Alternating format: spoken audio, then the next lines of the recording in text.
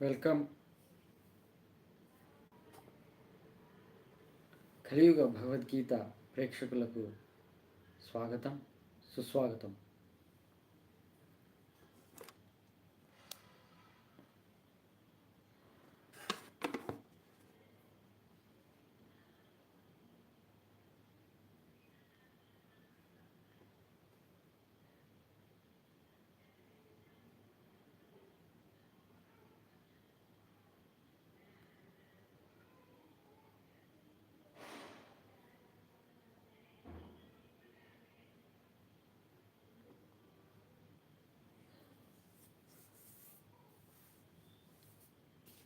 ఇక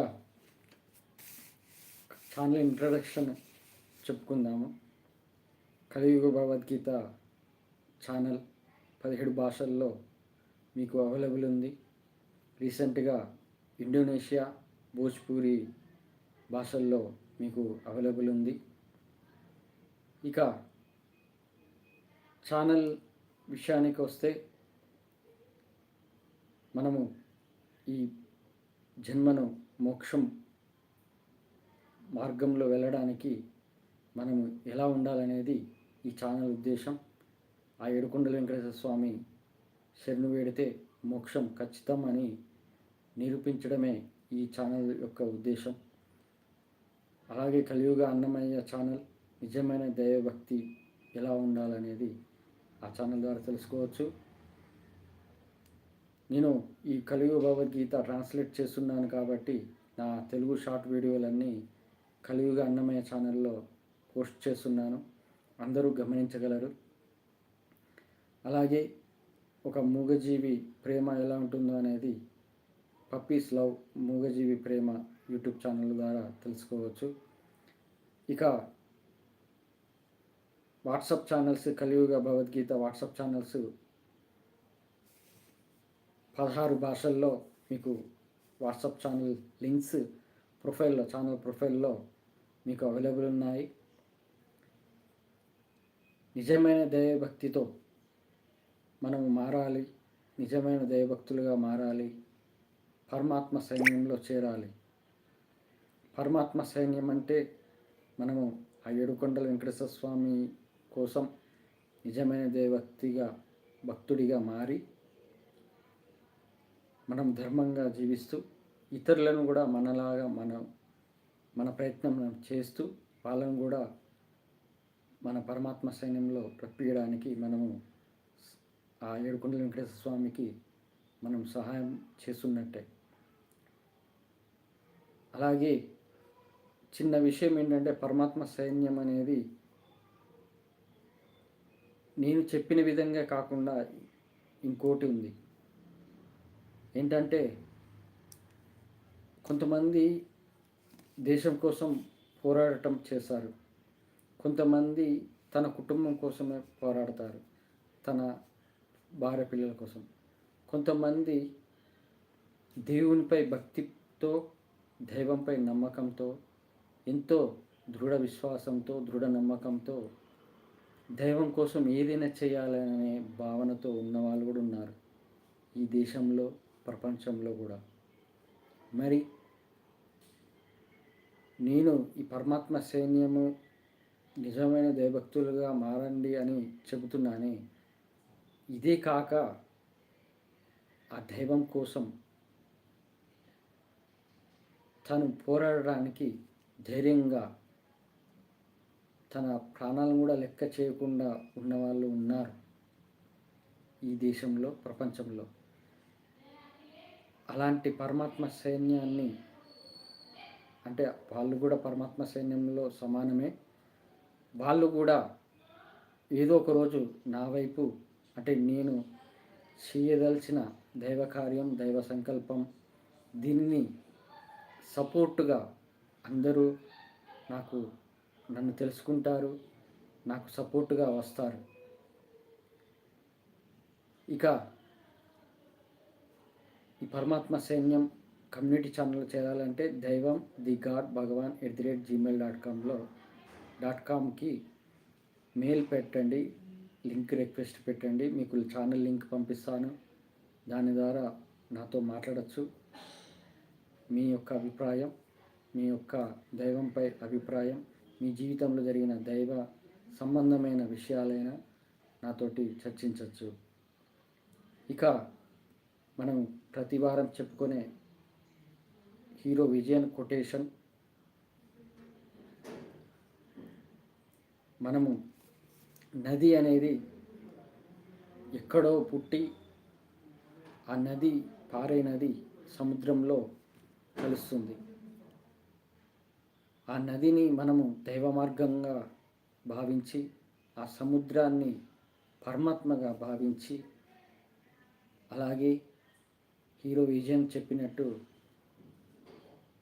నదిని, పారే నదిని ఆహ్వానిస్తారు, పూజిస్తారు, హారతిస్తారు, పూలతో ఆహ్వానిస్తారు.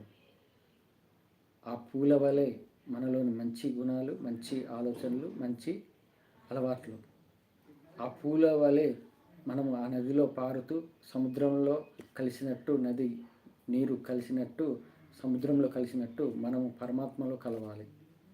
అది దైవ మార్గం, భక్తి మార్గం. ఇక ఆ హీరో విజయన్ ఏం చెప్పాడు? ఆ నీళ్ళలో రాళ్ళు వేసే వాళ్ళు ఉంటారు అని. ఆ రాళ్ళలాగా మనము ఆ చెడు గుణాలు, చెడు అలవాట్లు, చెడు ఆలోచనలు లేకుండా, అది రాయి ఆ నీటిలో పడితే మునిగిపోతుంది కానీ తేలదు, అలాగే నదిలో ప్రవహించదు. అలాగే మనము చెడు అలవాట్లు, చెడు గుణాలతో, చెడు అలవాట్లతో ఉంటే, చెడు ఆలోచనలతో ఉంటే మనము ఆ సముద్రం అనే పరమాత్మలో మనం కలవము. అందుకే మనము హీరో విజయన్ చెప్పినట్టు ఎవరు ఎంత మన మీద రాళ్ళు వేసినా మన దైవ సంకల్పాన్ని, దైవ కార్యాన్ని విడవకూడదు. అలాగే మనము ఎన్ని కష్టాలు వచ్చినా ఆయనపై విశ్వాసం, ఆ ఏడుకొండల వెంకటేశ్వర స్వామిపై విశ్వాసం విడిపోకూడదు. ఇక నేను ప్రతి వారము, ఇక నుంచి ప్రతి వారము కలియుగ భగవద్గీత చాప్టర్స్ చెప్తానన్నాను కదా. టాపిక్స్ కూడా ఉన్నాయి. టాపిక్స్ ఇప్పుడు చెబితే భగవద్గీత అనేది మళ్ళీ ఎండింగ్కి పడిపోతుంది కాబట్టి first Bhagavad Gita 1 and 2 chapters complete చేశాక టాపిక్స్ మీకు జస్ట్ ఇన్ టైటిల్ చెప్తాను. ఈరోజు టాపిక్స్ ఎన్ని ఉన్నాయంటే ఒక 8 టాపిక్స్ ఉన్నాయి. గాడిదకి మనకి తేడా ఉండాలి. గాడిదలాగా చాకిరీ చెయ్యొద్దు మనము, ఫస్ట్ టాపిక్. సెకండ్ టాపిక్ వచ్చేసి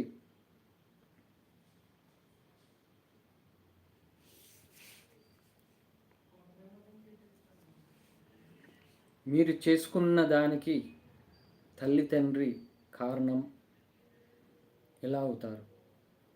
నెక్స్ట్ టాపిక్ వచ్చేసి నాన్ వెజ్ తినాలి, ఆ ఏడుకొండల వెంకటేశ్వర స్వామి చెబుతున్నాడు. నెక్స్ట్ టాపిక్ వచ్చేసి ఇది నేను ఈ భగవద్గీత 1 and 2 చాప్టర్స్ కంప్లీట్ అయ్యాక చెప్తాను టాపిక్స్. నాలుగవది వచ్చేసి జస్ట్ టైటిల్ చెప్తున్నాను, టాపిక్ టైటిల్స్. ఎండింగ్లో చాప్టర్స్ కంప్లీట్ అయినాక మీకు వివరిస్తాను. నాలుగో టాపిక్ వచ్చేసి మిమ్మల్ని కాపాడుతూ ఉంటే, మిమ్మల్ని కాపాడాలి అంటే ఆయనకి నచ్చింది చేయాలి, ఆ ఏడుకొండల వెంకటేశ్వర స్వామికి. ఇది కామెంట్స్ ద్వారా నేను చెబుతాను. కామెంట్స్లో అలా కామెంట్స్ వస్తున్నాయి కాబట్టి చెప్పడానికి టాపిక్ తీసుకున్నాను. నెక్స్ట్ టాపిక్ వచ్చేసి నన్ను స్ట్రాంగ్గా చెయ్యడానికి ఆ దేవుడు నేర్పిస్తున్నాడు.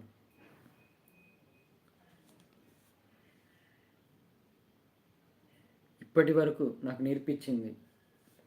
నెక్స్ట్ వచ్చేసి I am like a mirror. Next topic వచ్చేసి ఈ ప్రపంచంలో ప్రతి మనిషిలో పరమాత్మ ఉన్నాడు, అది ఎలా అనేది ఆ టాపిక్లో వివరిస్తాను. లాస్ట్ టాపిక్ వచ్చేసి సెలబ్రిటీ వైఫ్ అయిన భగవద్గీత నేర్చుకోవాలి. ఇది లాస్ట్ టాపిక్. ఇక మనము భగవద్గీతను స్టార్ట్ చేద్దాము. ఎందుకంటే ఫస్ట్ భగవద్గీత అనేది మన జీవితాన్ని మార్చడానికి, మనం అంటే ఏంటో తెలుసుకోవడానికి. ఇక ఇది ఈ భగవద్గీత స్టార్ట్ చేసే ముందు ఫస్ట్ మనము ఏంటో తెలుసుకోవాలి. ఈ ప్రపంచం మొత్తం ఎన్నో సమస్త జీవరాశులు ఉన్నాయి. ఆ సమస్త జీవరాశుల్లో మనము ఒక జీవియే, మనిషి కూడా ఒక జీవియే. అలాంటిది ఈ సమస్త భూమండలంపై జలరాశులు ఉన్నాయి, భూమిపై జీవించే జీవులు ఉన్నాయి, జలంలో నీటిలో జీవించే జీవులు ఉన్నాయి. కానీ మనిషికి ఉన్నది చాలా ప్రాముఖ్యత ఉంది ఆ దేవుని ద్వారా. ఆ దేవుడు ఈ మూగజీవాలను జలరాశుల్ని పక్కకు పెడితే ఒక్క మనిషిని చాలా దగ్గరగా చూస్తాడు. అంటే నీవు ఎలా నడుస్తున్నావు అని చూస్తాడు, నిన్ను ఎలా దగ్గర రప్పించుకోవాలని కూడా చూస్తాడు. అది ఆ ఏడుకొండల వెంకటేశ్వర స్వామి. మనము ఆ జీవరాశులు, భూమి మీద జీవరాశులు అన్నీ జీవిస్తున్నాయి, మనం కూడా జీవిస్తున్నాము. మనకు ఈ జన్మ ఎందుకు ఇచ్చాడు అనేది తెలుసుకోవాలి. ఆ జన్మకు, ఈ జన్మ రావడానికి ఎన్ని వందల వేల జన్మలు ఎత్తాలి, ఏదైనా మహాపాపం చేసి జంతు ప్రపంచంలో పుట్టి మళ్ళీ జన్మించాలి. అలాంటిది ఈ మానవ జన్మను ఇచ్చినందుకు ఆ ఏడుకొండల వెంకటేశ్వర స్వామికి ఎలా రుణపడి ఉండాలి, మనం ఎలా కృతజ్ఞత భావంతో ఉండాలి అనేది తెలుసుకోవాలి.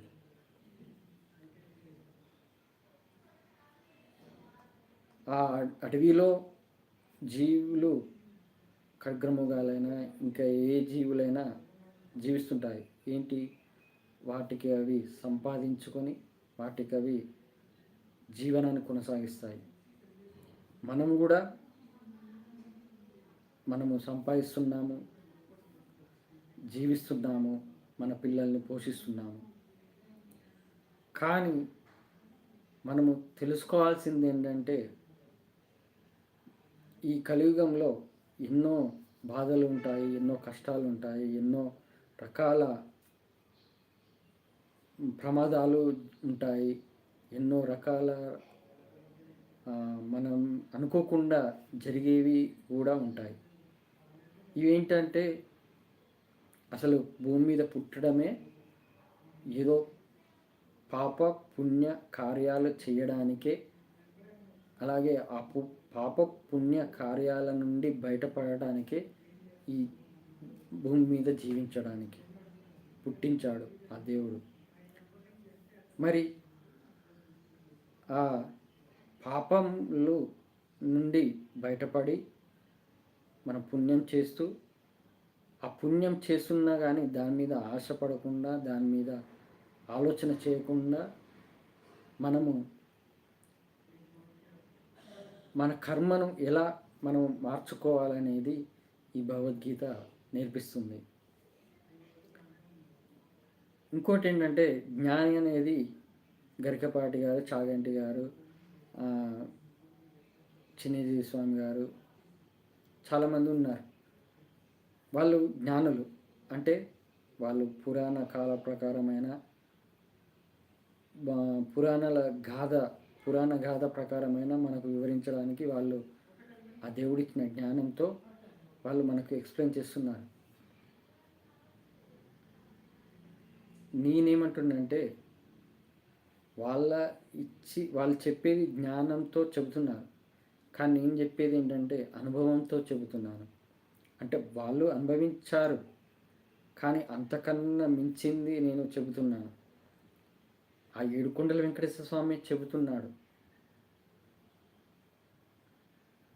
అందుకే మీరు ఈ ఛానల్ వైపు రావడము, ఆ ఏడుకొండల వెంకటేశ్వర స్వామి ఆకర్షణ వల్లనే ఈ ఛానల్ వైపు వస్తారు.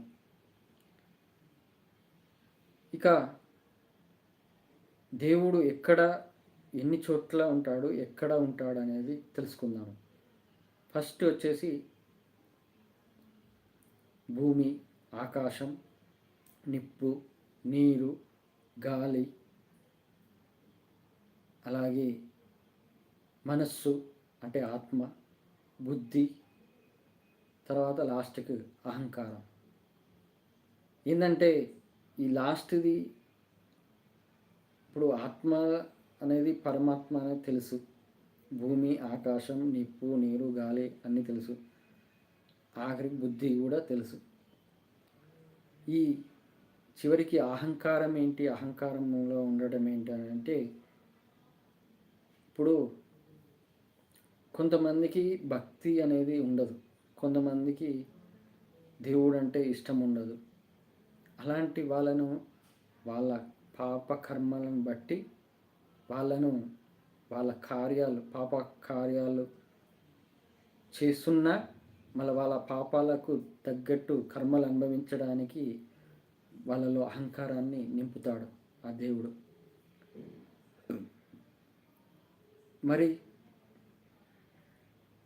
అధర్మంగా జీవించే వాళ్ళకే అంత అహంకారం ఉంటే మరి ధర్మంగా జీవించే వాళ్ళకు అహంకారం ఉంటుంది. ఎందుకు? ధర్మాన్ని నిలబెట్టడానికి. వాళ్ళు అధర్మం కోసం అహంకారం చూపిస్తే మనం ధర్మం కోసం అహంకారం చూపియాలి. అహంకారం అనేది రెండు రకాలు కూడా ఉన్నాయి.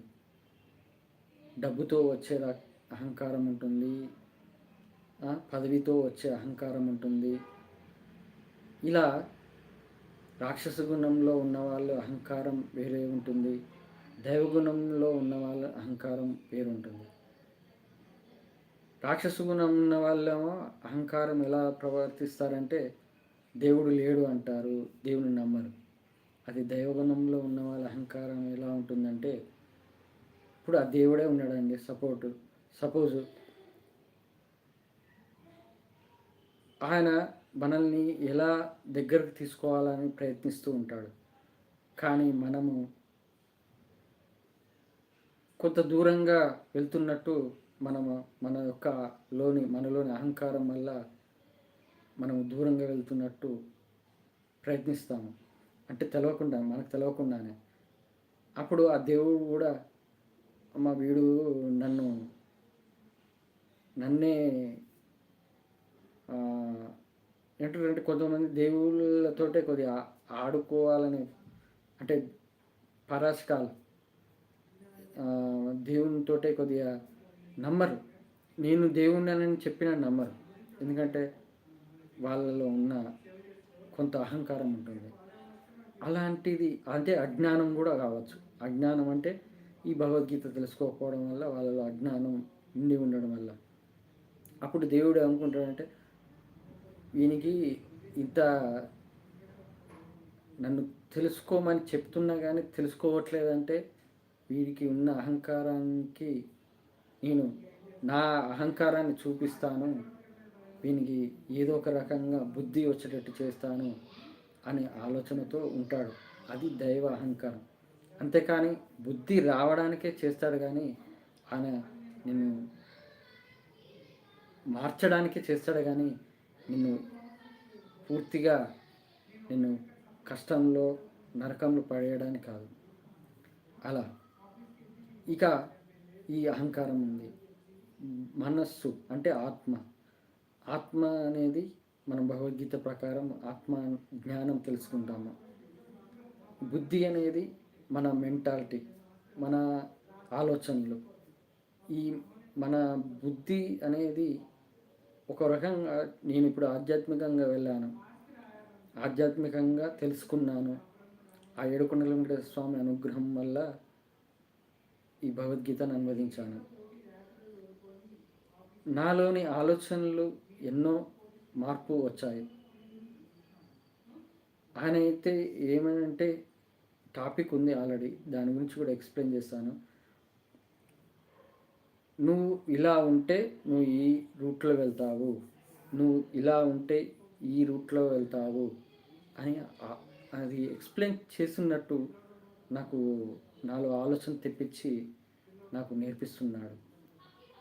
అందుకే నాకు ఏది రైట్ ఏది రాంగ్ అనేది కూడా తెలుసుకునేటట్టు చేస్తున్నాడు ఆ ఏడుకొండల వెంకటేశ్వర స్వామి. ఇక ప్రపంచం మొత్తంలో 4 రకాల మనుషులు ఉంటారు, 4 రకాలుగా పుడతారు. ఫస్ట్ వచ్చేసి బ్రాహ్మణుడు, తర్వాత క్షత్రియుడు, తర్వాత వైశ్యుడు, తర్వాత శూద్రుడు. బ్రాహ్మణుడు అంటే దైవంపై నమ్మకంతో దైవ సేవ చేసుకుంటూ జీవిస్తున్నవాడు. అలాగే క్షత్రియుడు తన ప్రాణాలను లెక్క చేయకుండా, తన స్వార్థం లేకుండా తన ధర్మం కోసం పోరాడటం ఆ క్షత్రియ ధర్మం. ఇక వైశ్యుడు అంటే ఒక వ్యాపారాన్ని అయినా పెట్టి తను జీవిస్తూ ఇతరులను కూడా జీవించడానికి ఒక సహాయం, ఒక వ్యాపారాన్ని వారిని ఒక వ్యాపారం ద్వారా వాళ్ళను ఒక జీవనం కొనసాగించడానికి వైశ్యుడు ఉంటాడు. శూద్రుడు అంటే వైశ్యుడి కింద పనిచేసే వాళ్ళే శూద్రుడు, అంటే ఉద్యోగపరంగా ఉద్యోగం చేసేవాళ్ళు. ఇలా 4 రకాల మనుషులు ఉంటారు. ఈ 4 రకాల మనుషుల్లో గుణములు 3 గుణాలు ఉంటాయి. ఒకటి సత్వగుణం, ఒకటి రజోగుణం, ఒకటి తమోగుణం. సత్వగుణం అనేది, తమోగుణం అనేది, రజోగుణం అనేది మీ భగవద్గీత తెలుసుకుంటారు, కానీ చిన్నగా నేను షార్ట్కట్గా చెప్తాను. సత్వగుణం అంటే మనలోని మంచి ఆలోచనలు, మంచి గుణాలు, మంచి అలవాట్లు. రజోగుణం అంటే కోరికలతో, అది ఎదుటివాడు ఎలా ఉన్నాడు అనే దాన్ని మించి పోవాలనే ఆశతో, కోరికలతో దాన్ని సాధించడానికి రజోగుణము అది మనకు ఉంటుంది. దాంట్లో ధర్మంగా సాధిస్తుండా, అధర్మంగా సాధిస్తుండా అనేది తర్వాత సంగతి. ఇలా నెక్స్ట్ వచ్చి తమోగుణం. ఎవరైతే తన శరీరాన్ని తనకు తాను పాడు చేసుకుంటాడో అతను తమోగుణం. రజోగుణం కన్నా తమోగుణం ఉన్న వాళ్ళు చాలా డేంజర్, అంటే వాళ్ళు డేంజర్లో పడిపోతారు. తమోగుణం అంటే పాన్లు, గుట్కాలు తాగడము, మందు తాగడము, సిగరెట్లు తాగడము, అంటే తన ఆరోగ్యాన్ని తనకు తాను పాడు చేసుకోవడం. ఆ శరీరాన్ని పాడు చేసుకునేవాడే తమోగుణంలో ఉన్నట్టు. ఆ తమోగుణము ఉన్నవాళ్ళు మహాపాపంలో పడిపోతారు. ఎందుకంటే వాళ్ళ శరీరాన్ని దేవుడు ఇచ్చాడు. ఈ శరీరాన్ని ఎందుకు ఇచ్చాడు? నువ్వు నీ జీవితాన్ని ధర్మంగా కొనసాగిస్తూ నా వైపు రా, నన్ను స్మరించు, నన్ను తెలుసుకో, నీలో ఉన్న ఆత్మజ్ఞానాన్ని తెలుసుకో, అప్పుడు నువ్వు నాలో ఐక్యమవుతావు, మోక్షాన్ని పొందుతావని ఆ ఏడుకొండల వెంకటేశ్వర స్వామి, ఆ శ్రీకృష్ణ పరమాత్మ ప్రకారం భగవద్గీత ద్వారా చెప్పాడు. ఇలా తమో గుణం ఉన్న వాళ్ళు జంతు ప్రపంచంలో కూడా పుట్టడానికి అది ఆస్కారం ఉంటుంది. ఎందుకంటే తమో గుణం వల్ల మహాపాపంలో పడటం వల్ల. ఇది 3 గుణాలు. ఇక ఇలా ఈ కలియుగంలో ఈ 4 రకాల మనుషులు ఈ 3 రకాల గుణాలతో జీవిస్తూ తనకు తాను తెలుసుకోకుండా, భగవద్గీత తెలుసుకోకుండా వాళ్ళకు వాళ్ళే మళ్ళా జనన మరణ చక్రంలో పడిపోతూ నరకాన్ని అనుభవిస్తున్నారు. ఇప్పుడు అందరికీ సంతోషంగానే ఉండొచ్చు, అంటే కొంతమందికి సంతోషపడుతున్నాము, హ్యాపీగా ఉన్నాము, నాకు కొన్ని కోట్లు ఉన్నాయని అనుకుంటున్నారు. కానీ నెక్స్ట్ జన్మలు ఉంటాయి. ఆ వచ్చే జన్మలు ఎలా ఉంటాయంటే, నువ్వు సంతోషంగా ఉన్న దాంట్లో నువ్వు ఎన్ని పాపాలు చేస్తున్నావో నీకు తెలియదు, కానీ ఆ పాపాలకు తగ్గట్టు నెక్స్ట్ జన్మలో అనుభవించే రోజు వస్తుంది. ఇక ముందు కలియుగం ఎలాగుంటుందో తెలుసు కదా.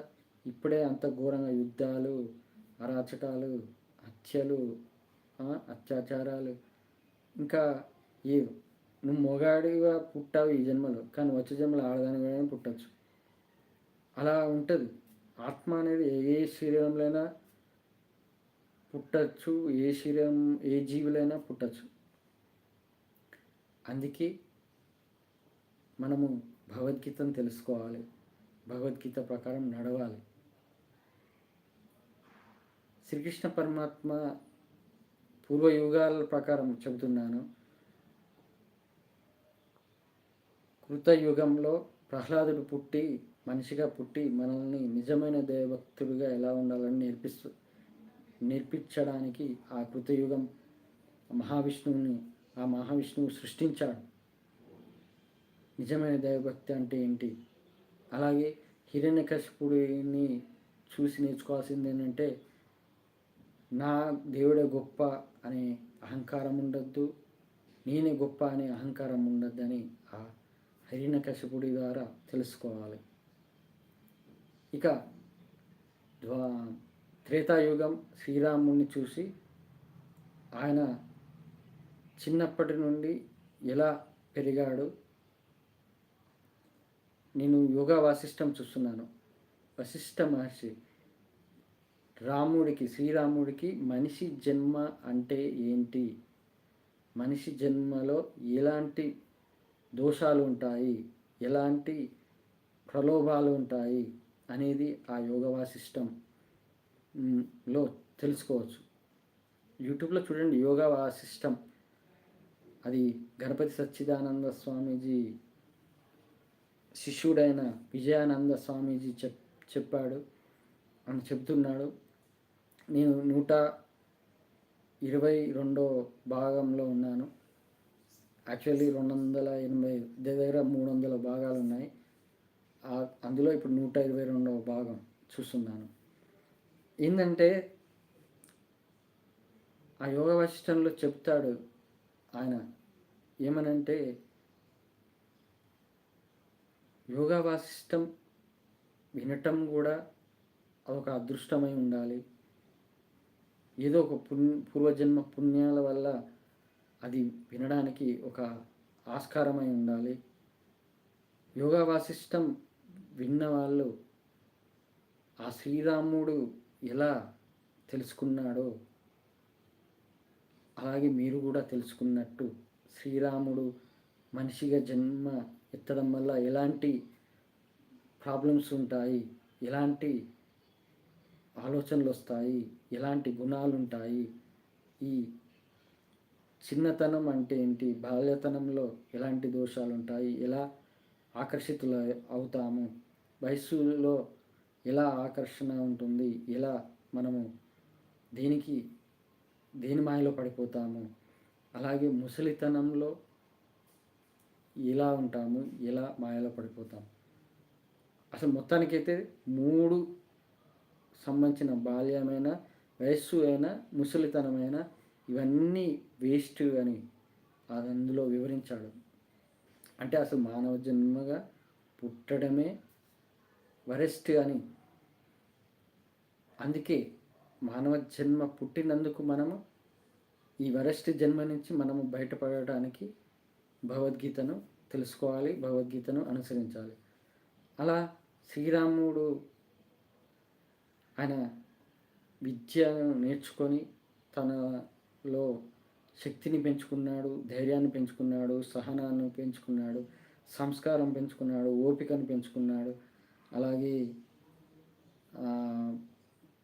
తన భార్య ద్వారా విడిపోయినా కానీ తనలో బాధను తట్టుకునే శక్తిని, ఆత్మస్థైర్యంని పెంచుకున్నాడు శ్రీరాముడు.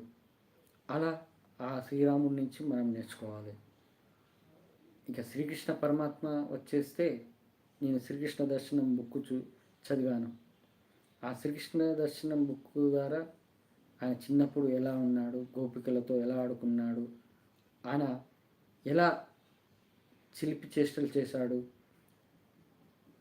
ఆయన ఎంతమంది రాక్షసులను చంపాడు, అలాగే ఎంతమంది అహంకారం ఉన్న వాళ్ళను నవ్వుతూ నవ్వుతూ తను వాళ్ళని ఎలా మార్చాడనేది శ్రీకృష్ణ ద్వారా తెలుసుకోవాలి. శ్రీకృష్ణ అర్జునునికి చెప్పాడు, నువ్వు ఈ యుద్ధం చేయాల్సింది అధర్మంని అణిచివేయడానికి, ధర్మంని కాపాడటానికి. నీ బంధువులైన అధర్మంగా ఉన్నారు కాబట్టి వాళ్ళని చంపేయాల్సింది అది ధర్మం అని ఆ అర్జునునికి చెప్పాడు శ్రీకృష్ణ పరమాత్మ. ఆయన లాస్ట్కి చివరిగా, నువ్వు ఈ యుద్ధం చేసి నువ్వు గెలిస్తేనే నువ్వు నాలో ఐక్యమవుతావు, నీకు నాలో మోక్షం పొందుతావు అని చెప్పాడు. మనము దీన్ని బట్టి మనం కలియుగంలో సంసార జీవితాన్ని కొనసాగిస్తూ సంసార జీవితాన్ని ధర్మంగా, నీతిగా, నిజాయితీగా కొనసాగిస్తే మనము ఖచ్చితంగా మోక్షం పొందొచ్చు. ఇది బెస్ట్ ఎగ్జాంపుల్ నేనే. ఎందుకంటే ఆ ఏడుకొండల వెంకటేశ్వర స్వామి నాకు అన్నీ నేర్పించాడు. నాకు చిన్నప్పటి నుంచి కష్టం అంటే తెలియదు. అలాంటిది పెళ్ళి అయ్యాక కష్టం అంటే ఏంటో నేర్పించాడు. కానీ ఇప్పుడైతే కష్టం అంటే అది కష్టం అనే మాట వేస్ట్ అని నేను అంటున్నా.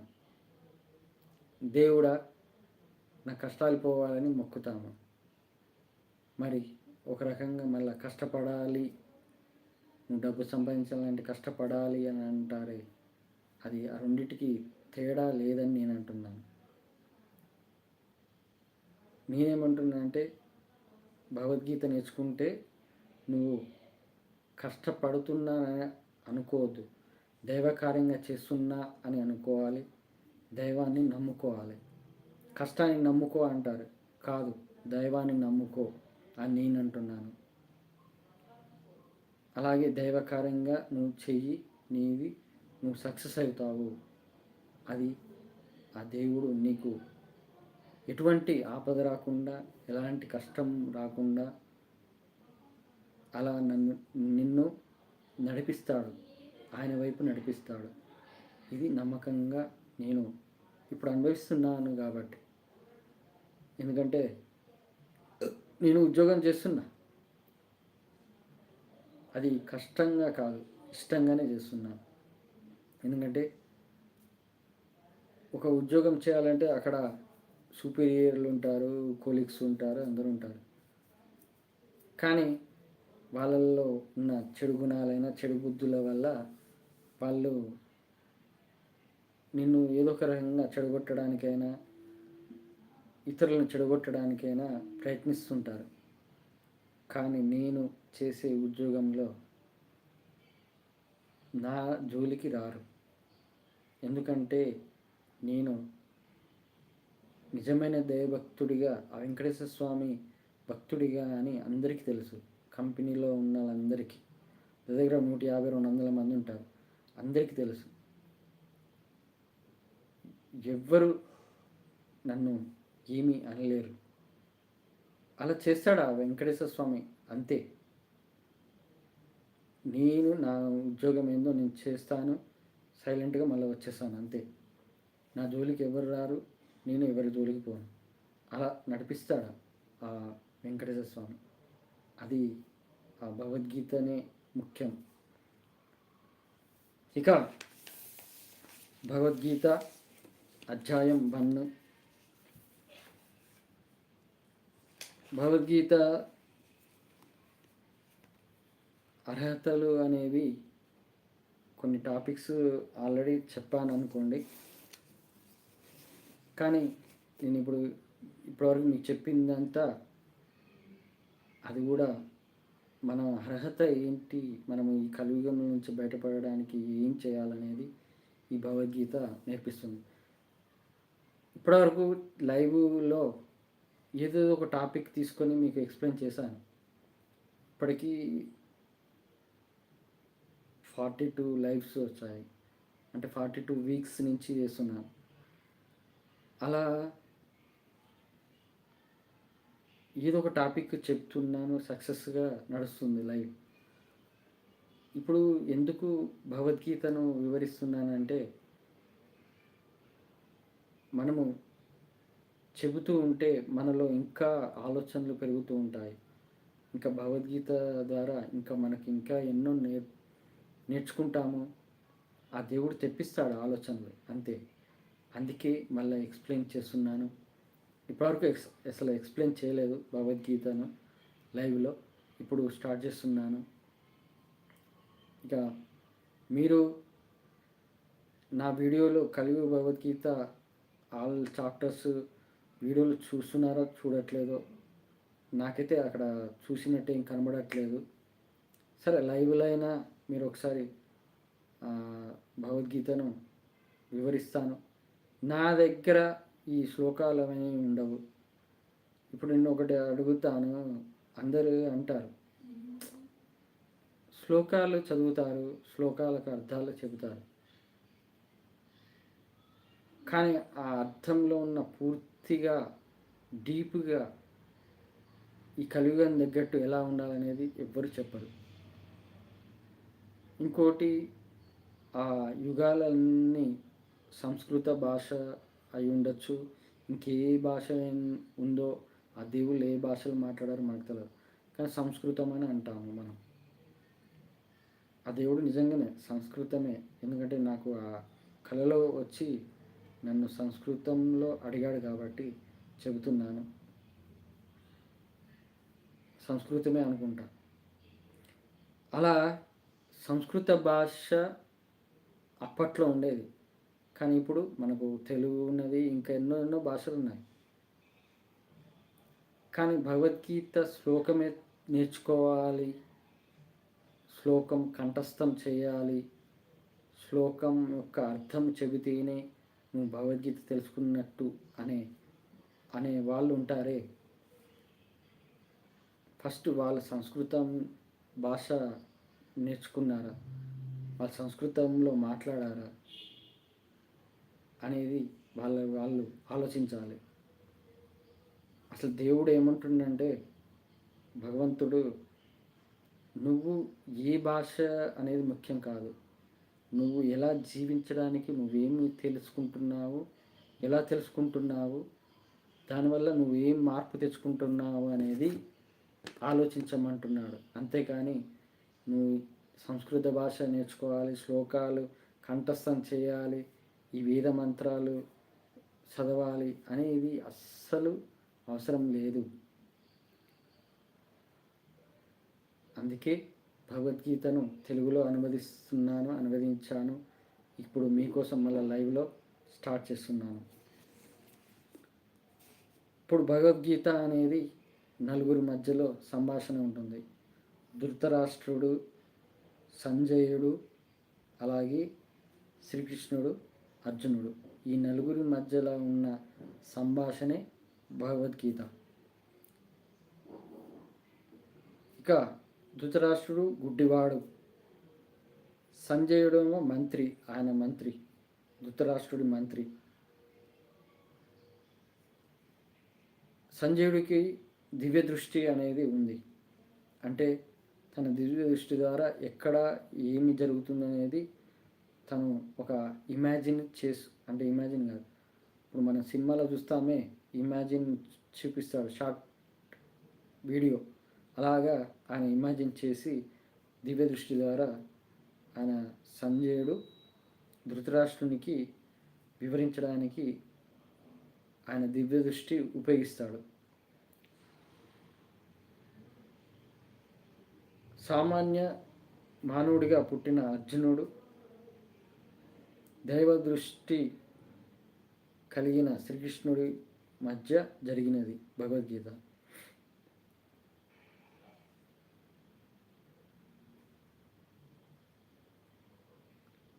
ధృతరాష్ట్రుడు అడిగాడు సంజయుడిని, కురుక్షేత్ర యుద్ధంలో కౌరవులు పాండవులు ఏమి చేస్తున్నారు అని. అప్పుడు సంజయుడు దివ్య దృష్టిని ఉపయోగించి ధృతరాష్ట్ర మహారాజుకి ఎక్స్ప్లెయిన్ చేస్తుంటాడు.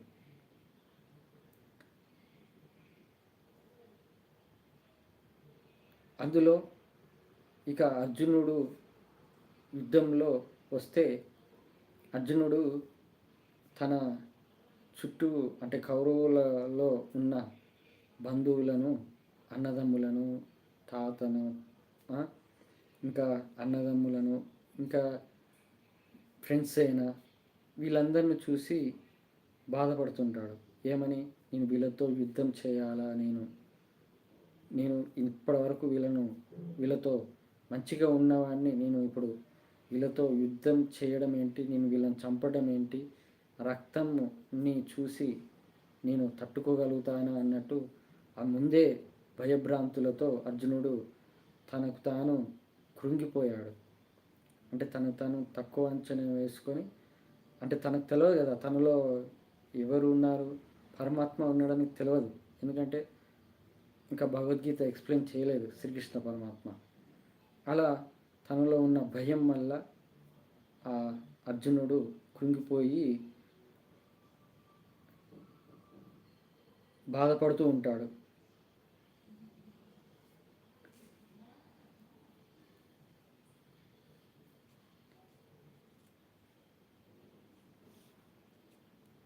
అప్పుడు అర్జునుడు శ్రీకృష్ణ పరమాత్మతో అంటాడు, నాకు ఈ రాజ్యం వద్దు, సుఖము వద్దు, వీళ్ళను నేను చంపడం ఏంటి అని తను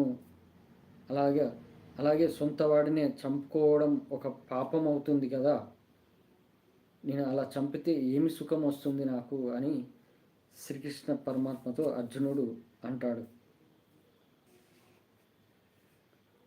అప్పుడు ఆయన ఆ యుద్ధాన్ని ఆపేసి ఏడుస్తూ ఉంటాడు అర్జునుడు.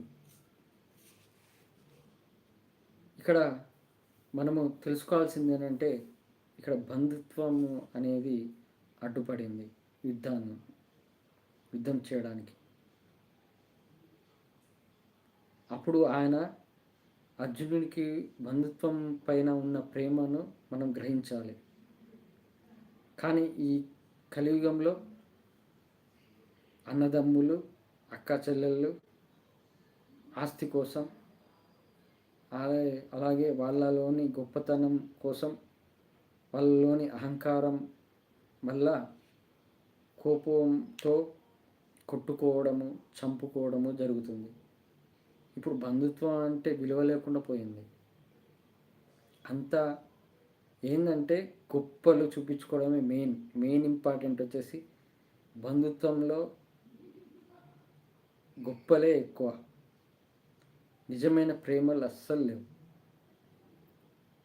అది నిజమైన ప్రేమలు ఉన్న వాళ్ళైతే అది మంచిదే. కానీ గొప్పల కోసం పోయి గొప్పలు చూపించుకునే వాళ్ళ బంధుత్వం ఉంటుందే, అది ఎప్పుడైనా అది మనకు మంచిది కాదు. అదేంటంటే మన కష్టాల్లో పడ్డప్పుడు వాళ్ళు రారు కూడా, ఆ గొప్పలుగా చూపించుకునే వాళ్ళు. అది అర్థం చేసుకోవాలి. ఇక తల్లిదండ్రులను కూడా వృద్ధాశ్రమంలో పడేస్తున్నారు. అలాంటిది ఈ కలియుగంలో అలా ఉంది.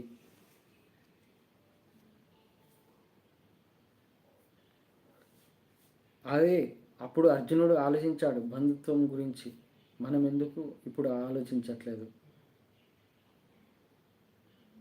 అది బంధుత్వం విలువ అనేది ఒక నిజమైన ప్రేమ ద్వారా, ఫస్ట్ నిజమైన దైవభక్తి, భగవద్గీత ద్వారా నిజమైన దైవభక్తి తెలుసుకుంటే, ఆత్మజ్ఞానం తెలుసుకుంటే అప్పుడు తెలుస్తుంది ఏంటంటే ఈ జన్మకు వీళ్ళే నా బంధువులు, ఈ జన్మలో మళ్ళా వచ్చే జన్మలో ఎక్కడ పుడతామో ఎక్కడ జన్మిస్తామో తెలియదు. అలాంటిది ఈ జన్మలో వీళ్ళు నాకు అన్నదమ్ములు, ఈ జన్మలో వీళ్ళు అక్క చెల్లెలు, బాబాయ్ పిన్ని అందరూ తల్లిదండ్రులు. అందుకే ఈ జన్మలో నాకు వీళ్ళు ఈ బంధువులుగా దొరికినందుకు వీళ్ళతో సంతోషంగా ప్రేమగా ఉండాలి. ఒకటి విషయం ఏంటంటే భగవద్గీత ప్రకారము నువ్వు ఎంత శత్రువు అయినా, భగవద్గీత తెలుసుకుంటే ఎంత శత్రువు అయినా నువ్వు ప్రేమ చూపించగలుగుతావు. ఎందుకంటే అతనిలో ఉన్న చెడు గుణాలు వదిలేయి, నీలో ఉన్న మంచి గుణాల వల్ల అది అది వాళ్ళని మార్చేస్తుంది. దైవభక్తి ఉంటే ఎదుటివాడు ఎంత శత్రువు అయినా మనల్ని చూసి మారతాడు. అది తెలుసుకోవాలి.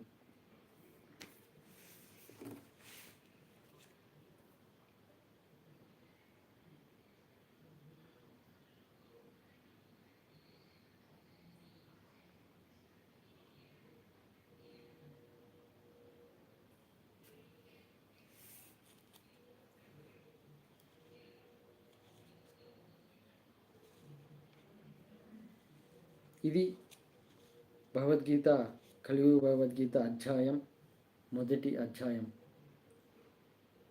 బంధుత్వం యొక్క విలువ తెలుసుకోవడం ఈ భగవద్గీత అధ్యాయంలో. ఇక సెకండ్ అధ్యాయం, ఇక్కడ శ్లోకాలు లేవు, ఇంకా నేను ఏమి రాగాలు పలకటం లేదు.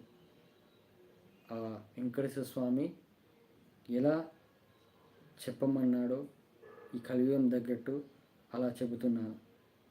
భగవద్గీత ఇంత ఈజీగా, ఇంత అర్థంగా చెప్పడం అనేది అది ఆ ఏడుకొండల వెంకటేశ్వర స్వామి ఇచ్చిన అనుగ్రహం అంతే. అది మీకు నాకు. ఇక అధ్యాయం 2. అప్పుడు శ్రీకృష్ణ పరమాత్మ అర్జునుని చూసి ఇలా అన్నాడు,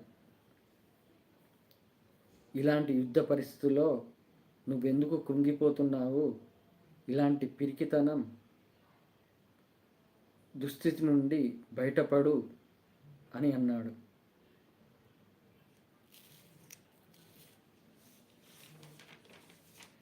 అప్పుడు అర్జునుడు అంటాడు, నా గురువు అయిన భీష్ముడు, ద్రోణాచార్యుడు వంటి మీద బాణాలు కురిపించి వారి రక్తంతో ఈ రాజ్యాన్ని సంపాదించడం నాకు ఇష్టం లేదు.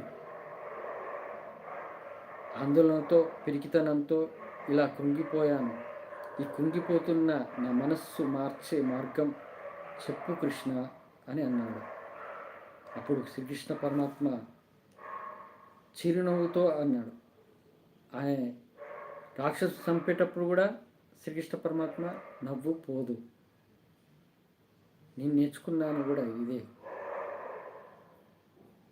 నా కంపెనీలో అయినా, కొలీగ్స్ అయినా, ఎవరైనా సుపీరియర్ అయినా ఏదైనా గట్టిగా మాట్లాడితే నవ్వుతూ ఉంటానే కానీ నేను బాధపడను. వాళ్ళలో తప్పు ఏమైనా దొరికిందంటే ఖచ్చితంగా నేను అడిగేస్తా, అంతే. తప్పు చేస్తున్నామని ఖచ్చితంగా అడిగేస్తా. అది నా స్వభావం. ఏంటంటే శ్రీకృష్ణ దర్శనం బుక్కు ద్వారా తెలుసుకున్నాను, ఈ కలియుగంలో ఆ శ్రీకృష్ణ పరమాత్మ స్నేహితులు గోపికలైనా గోప బాలకులైనా ఈ కలియుగంలో పుడతారు ధర్మం కోసం. అందులో భాగంగా శ్రీకృష్ణ అంశంతో పుట్టిన వాళ్ళు కూడా ఉంటారు. నేను ఈ భగవద్గీతను అనువదించడము, ప్రపంచం మొత్తము ఈ వెంకటేశ్వర స్వామికి శరణు వేడాలి, గోవింద గోవింద అని అనాలి, భగవద్గీతను తెలుసుకోవాలి, వాళ్ళల్లో ఈ నరకాన్ని నుంచి బయటపడాలి, వాళ్ళు పునర్జన్మ లేకుండా చేసుకోవాలి అనే భావనతో, గట్టి సంకల్పంతో ఉన్నాను. కాబట్టి శ్రీకృష్ణ అంశంతో పుట్టానని ఆ వెంకటేశ్వర స్వామి తెలియజేశాడు.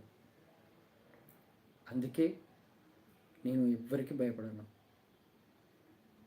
ఆత్మజ్ఞానం తెలుసుకున్నాను కాబట్టి నా ప్రాణం మీద ఆశ కూడా లేదు. ఇప్పుడు ప్రాణం పైన సంతోషంగా పోతుంది. అలాంటిది నా ఆ ఏడుకొండల వెంకటేశ్వర స్వామి నాకు నేర్పించింది అనుభవపూర్వకంగా. ఇక నవ్వుతూ శ్రీకృష్ణ పరమాత్మ అర్జునుతో అన్నాడు చిరునవ్వుతో, బ్రతికున్నవారు చనిపోయిన వారు కానీ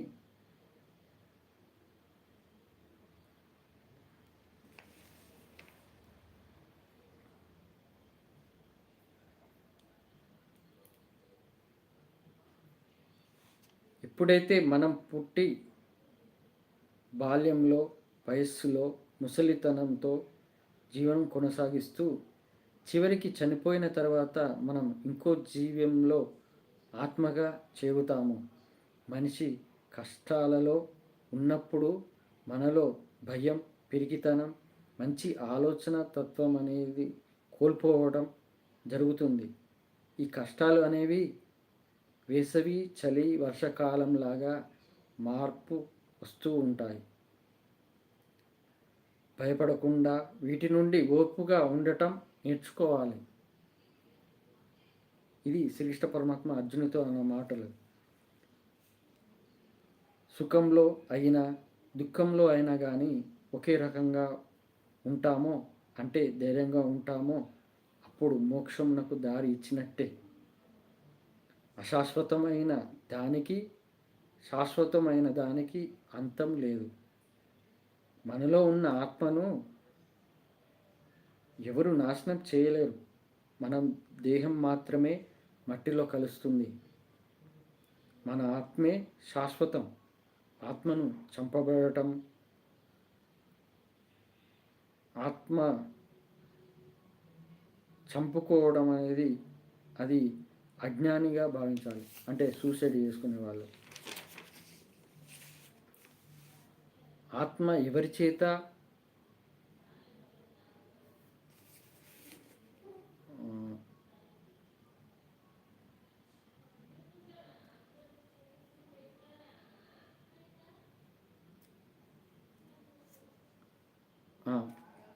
ఆత్మ ఎవరి చేత చంపబడదు, ఎవరిని చంపదు. ఆత్మ పుట్టుక ఉండదు, మరణం ఉండదు. ఆత్మ శాశ్వతమైనది,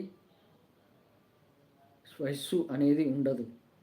మనము పాత బట్టలను విడిచి క్రొత్త బట్టలను ఎలా వేసుకుంటామో అలాగే మన ఆత్మ పాత శరీరం వీడి కొత్త శరీరంలోకి వెళ్తుంది.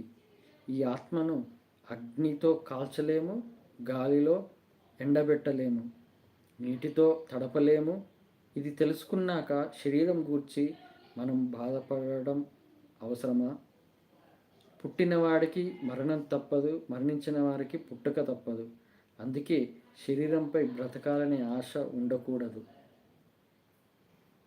ఇంకా నేను ఎక్స్ప్లెయిన్ చేసేది ఉంది. ఇక ఇంత చెప్పాక కూడా శరీరం గూర్చి ఆలోచించరు. అర్జున, నువ్వు బాధపడకుండా నీ యుద్ధ ధర్మాన్ని నిర్వహించు.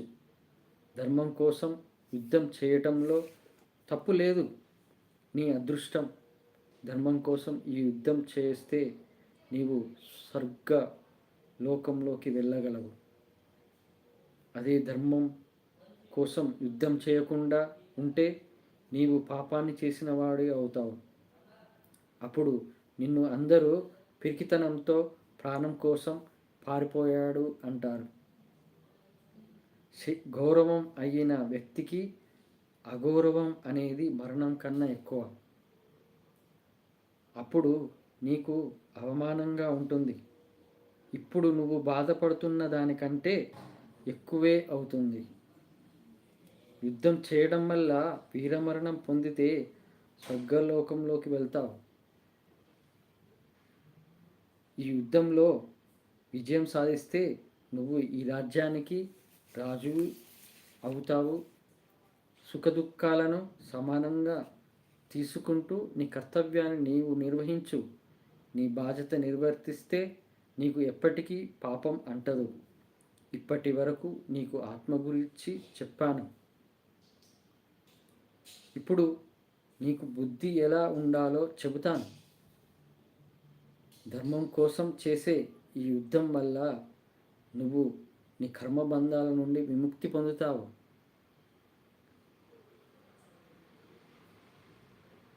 నువ్వు తట్టుకొని చేస్తే అది మనల్ని మున్ముందు వచ్చే ప్రమాదాల నుండి రక్షిస్తుంది. ధర్మం కోసం పాటుపడే వారికి బుద్ధి ఎప్పటికీ ఒకేలా ఉంటుంది. మన సంకల్పం దృఢంగా లేకపోతే వారి బుద్ధి అనేక విధాలుగా మారుతుంది. వారి స్వర్గలోకం కోసం పెద్ద పెద్ద యాగాలు పూజలు చేస్తారు. మంత్రాలలో ఉన్న వేదాలను విని ఎంతో ఉంది అని భావిస్తారు. ఇది స్వర్గలోక ప్రాప్తి అనుకుంటారు. సంపదను చూసి సుఖాలను తలుచుకొని జీవిస్తూ ఉంటారు. వీటికి లోనై దైవంలో ఉన్న అసలైన విషయాన్ని తెలుసుకోలేరు. దృఢ సంకల్పంతో ఉండరు. ఎవరైతే భగవానుడిలోని ప్రేమను గుర్తించిన వారు అన్నింటిలో విజయం సాధించినట్టే. అది కష్టాలైనా సుఖాలైనా.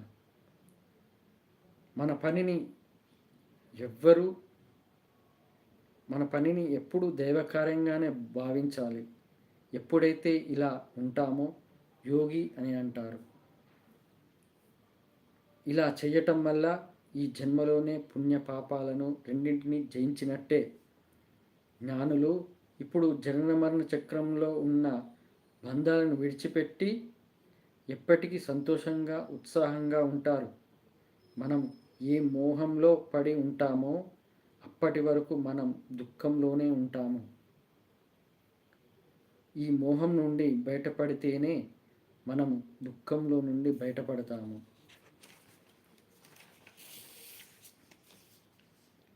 సంపద ఆస్తులపై ఉన్న మోహాన్ని ఎప్పుడైతే విడిచి దేవునిపైన ధ్యాస ఉంటుందో అప్పుడు నువ్వు అసలైన యోగివిగా మారుతావు. ఇది అంతా శ్రీకృష్ణుడు అర్జునుడితో మాట్లాడినది. అప్పుడు అర్జునుడు ఇలా అడుగుతాడు, భగవంతుని ధ్యాసలో ఉన్నటువంటి మానవుడు ఎలా ఉంటాడు? జ్ఞాని ఎలా ఉంటాడు? ఎప్పుడైతే మన మనస్సులో ఉన్న చెడు గుణాలైన ఆలోచనలైన నుండి బయటపడి దైవ మార్గంలో ఉన్నవారు స్థితప్రజ్ఞుడు అంటారు. దుఃఖంలో బాధపడకుండా, సుఖాల కోసం ఆశపడకుండా, కామ క్రోధ మదమాత్స్యాలను అంటే భయం, కోపం, కామం విడిచిపెట్టిన వారిని స్థితప్రజ్ఞుడు అంటారు. ఎవరైతే కష్టాలకు కృంగిపోకుండా ఉంటారో, సంతోషాలలో అతి ఆనందం చూపించకుండా ప్రేమ మమకారాలపై ఎవరైతే విడిచిపెడతారో వారు స్థితప్రజ్ఞుడు అవుతారు. తాబేలులాగా ఆపద వచ్చినప్పుడు ఎలా కాళ్ళు, చేతులు, తల ఎలా లోపలికి వెళ్తాయో అలాగే మనలోని ఇంద్రియాలు కోపం, ఆవేశం, ప్రేమ, కామం నిగ్రహించుకుంటారో అతను ఆధ్యాత్మికంగా స్థిరంగా ఉంటాడు. ఎవరైతే ఇంద్రియాలను నిగ్రహించుకొని దేవుడిపై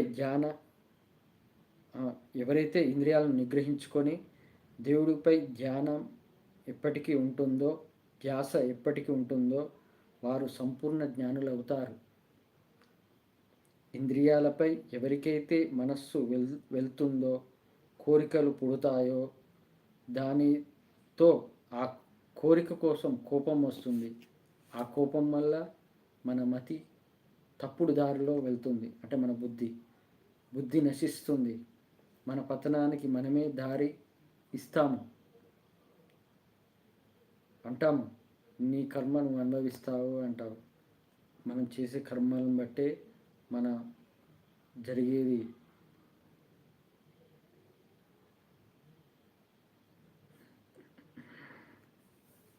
నేను నిద్రపోవట్లేదు. అది ఒక్కోసారి కళ్ళు మూసుకొనే మాట్లాడతాను. ఎందుకంటే అట్లా లోపల ధ్యానం దైవ లీనమైపోతాను అన్నట్టు. అంతేగాని బ్రదర్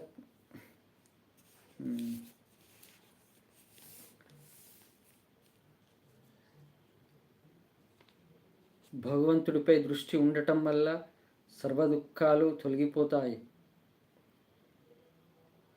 భగవంతుడిపైన మనస్సు ఎప్పటికీ ఉంటుంది. మన మనస్సును ఎప్పుడైతే ఇంద్రియాలకు లోనవుతాయో అటువంటి వారు ఎప్పటికీ ఆ భగవంతుడికి దగ్గర అవ్వరు. అశాంతిని పొందుతారు.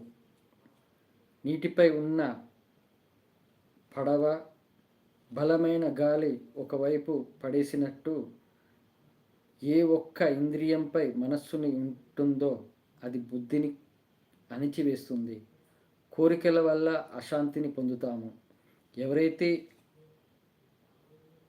నీకు, నేను, నాది అనేది లేకుండా అహంకార రహితుడై ఉంటాడో వారికి పరిపూర్ణమైన శాంతి కలుగుతుంది. ఎప్పుడైతే జ్ఞానం కలిగిన వ్యక్తి ఎప్పటికీ ఇంద్రియ మాయలో పడడు.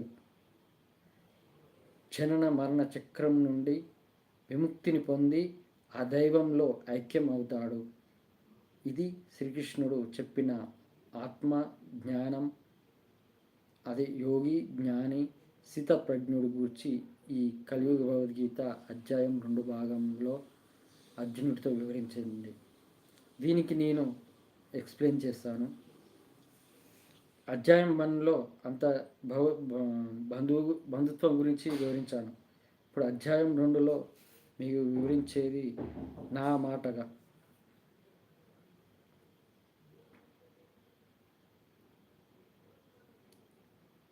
అర్జునుడే అలాంటి పరిస్థితుల్లో కృంగిపోయాడు. మనమెంత? ఇప్పుడు మనం కష్టకాలంలో బాధపడుతూ ఉంటాము, పిరికితనంతో కృంగిపోతాము. అప్పుడు మనం ఒక్క నిమిషం ప్రార్థించాలి. నీ ఇష్టదైవాన్ని కృంగిపోకుండా ఉండాలంటే ఏదైనా ధైర్యం ఇవ్వు తండ్రి అని ఆలోచించాలి. ఇక్కడ మనము ఒకటి ఆలోచించాలి.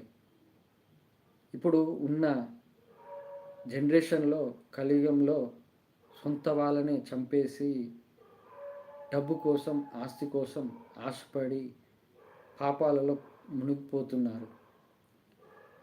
మరి దైవానికి ఎప్పుడు చిరునవ్వు ఉంటుంది కదా, అందుకే మనం ఎల్లప్పుడూ నవ్వుతూనే ఉండాలి. జ్ఞానం అంటే ఈ ఆత్మ ఏమిటో తెలుసుకున్న వాళ్ళు, దైవం గూర్చి తెలుసుకున్న వారు ఎప్పుడూ బాధపడరు. తన గూర్చి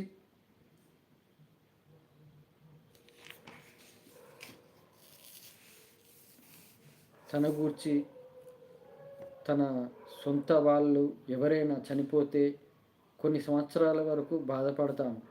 ఆ తర్వాత జీవన గమనంలో మామూలుగా ఉండి చివరికి మనకి ఆ పరిస్థితిని వచ్చినప్పుడు మన పిల్లల గురించి ఆలోచిస్తామా?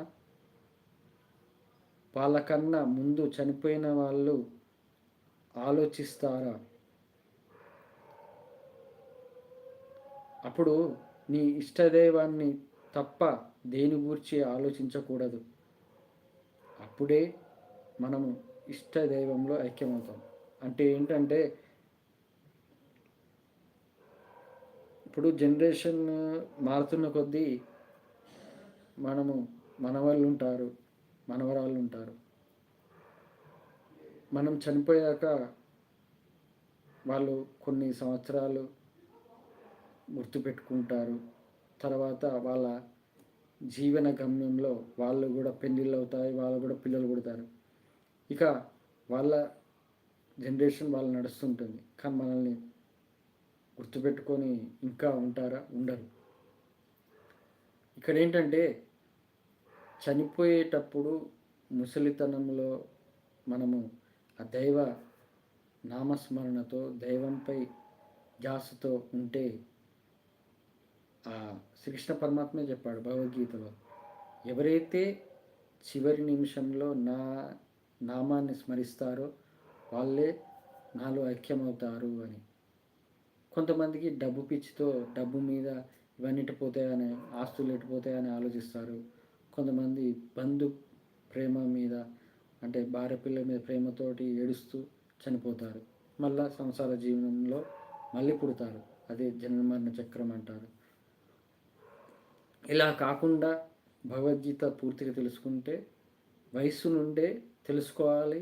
వయస్సు నుండే అలా మన బుద్ధి అనేది అలాగే ఉంటే చివరికి కూడా ఆ దైవనామ స్మరణ మన నోటి ద్వారా మనం పలకపోయినా ఆ బ్రెయిన్ అనేది ఆటోమేటిక్గా మనకు అలవాటు ఉండడం వల్ల, అది చిన్నప్పటి నుంచి అలవాటు, దైవనామస్మరణ అలవాటు ఉండడం వల్ల మరణం వచ్చినప్పుడు కూడా ఆ బ్రెయిన్ అనేది మనకు ఇన్స్ట్రక్షన్, దేవనామ స్మరణ ఇన్స్ట్రక్షన్ ఇస్తుంది. కాబట్టి ఇక్కడ అదే చెప్పాడు. ఇక మన శరీరం అశాశ్వతమైనది, ఆత్మ శాశ్వతమైనది. మన శరీరం కోసం, అందం కోసం, అంటే మన శరీరం అందం కోసం ఎన్నో స్కిన్ కేరు, స్కిన్ క్రీమ్లు వాడతాం. ఎప్పటి వరకు? మన శరీరం శాశ్వతం కాదని తెలిసాక మనం వాటి జోలికి పోతామా? అందుకే అందం అనేది ఎప్పటికీ ఉండదు. మంచి గుణమే మనకు శాశ్వతం. మేడిపండు చూడ మేలిమై ఉన్ను, పొట్ట విప్పు చూడ పురుగులుండు అన్నట్టు, దూరపు కొండల నునుపు అన్నట్టు, ఈ సెలబ్రిటీల వాళ్ళను చూసి అభిమానులు పిచ్చి వాళ్ళలాగా తయారవుతారు. వాడి జీవితం వాని గురించి ఆలోచించకుండా నీ జీవితం కోసం నేను ఏదైనా చేస్తాను అంటాడు. అది వానిలో ఉన్న అజ్ఞానం. ఎందుకంటే అదొక మాయ. అభిమానం అనేది ఉండాలి, అది ఎంతవరకు ఉండాలో అంతవరకే ఉండాలి. లిమిట్ దాటద్దు. లిమిట్ దాటిందంటే వాడు ఒక మాయలో పడిపోయినట్టే. వాళ్ళకు ఏమి వీడు ఏమైనా వేసుకున్నా, వాళ్ళ కోసం ఏమైనా వేసుకున్నా కానీ వాళ్ళకు ఏమీ పోదు. కానీ పోయేది వీడి జీవితం, ఈ జన్మ వృధా. అలాగే వాళ్ళ తల్లిదండ్రులను బాధ పెట్టినట్టు అది అర్థం. అందుకే మంచి గుణమే మనకు శాశ్వతం.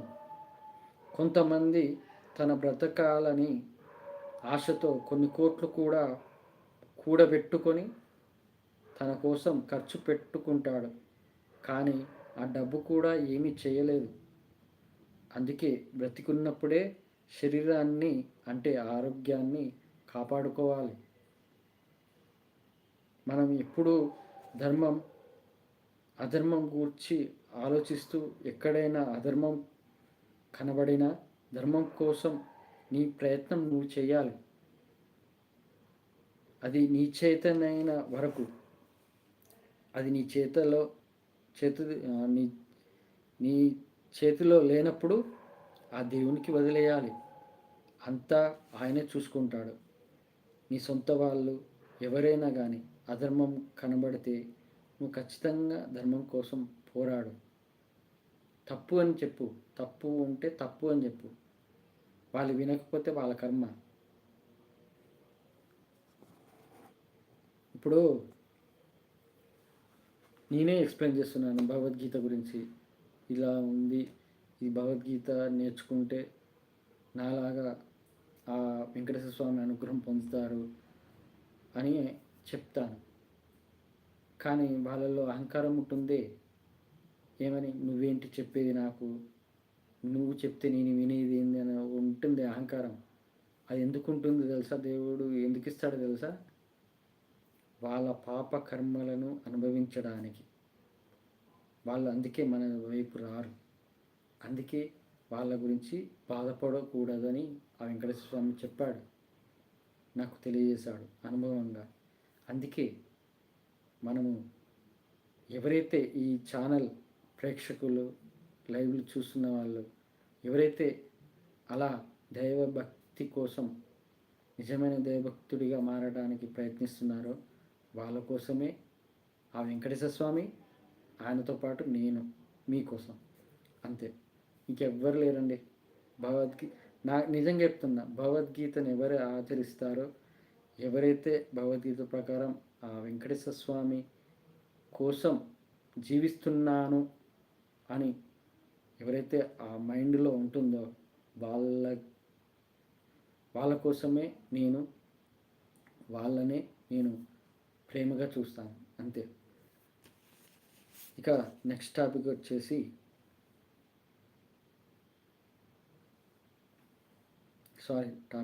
కంటిన్యూషన్.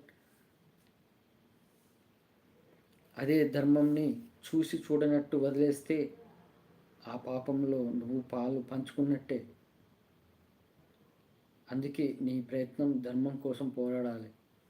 ఇప్పుడు భగవద్గీత చనిపోయినప్పుడు పెడుతున్నారు అప్పట్లో. ఇప్పుడు బ్యాన్ చేసినట్టు తెలిసింది. అది ఒక గుడ్ న్యూస్. అది అలా ఉండాలి. మనలో మార్పు రావాలి. అందరికీ నమస్తే. అందరూ బాగుండాలి. అందులో నేను ఉండాలి. మీరు అందరూ ఆ ఏడుకొండల వెంకటేశ్వర స్వామి అనుగ్రహం పొందాలి.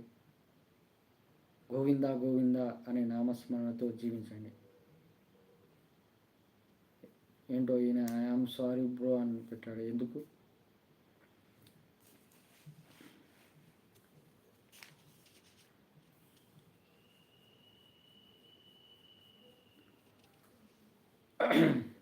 అందుకే మనము ఎప్పుడు ధర్మం కోసం పోరాడాలి. ఒకవేళ మరణంని ఎదిరించైనా పోరాడాలి. అందుకే సైనికులు వీరమరణం పొంది స్వర్గస్థులై ఉంటారు.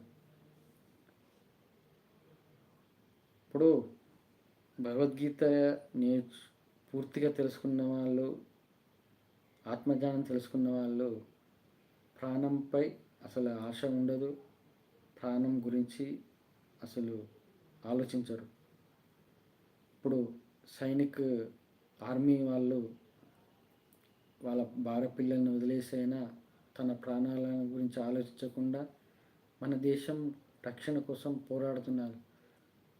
అక్కడ ఏంటంటే ఆ దేవుడు చూసేది ఇతను తన స్వార్థం ఏమీ లేకుండా తన దేశ రక్షణ కోసం పోరాడుతున్నాడు.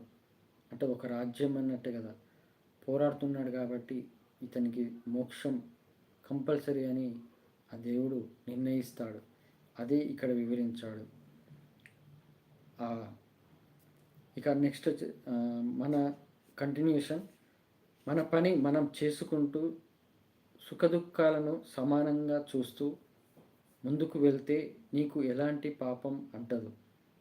ఆత్మ గురించి తెలుసుకోవాల్సినది ఇదే.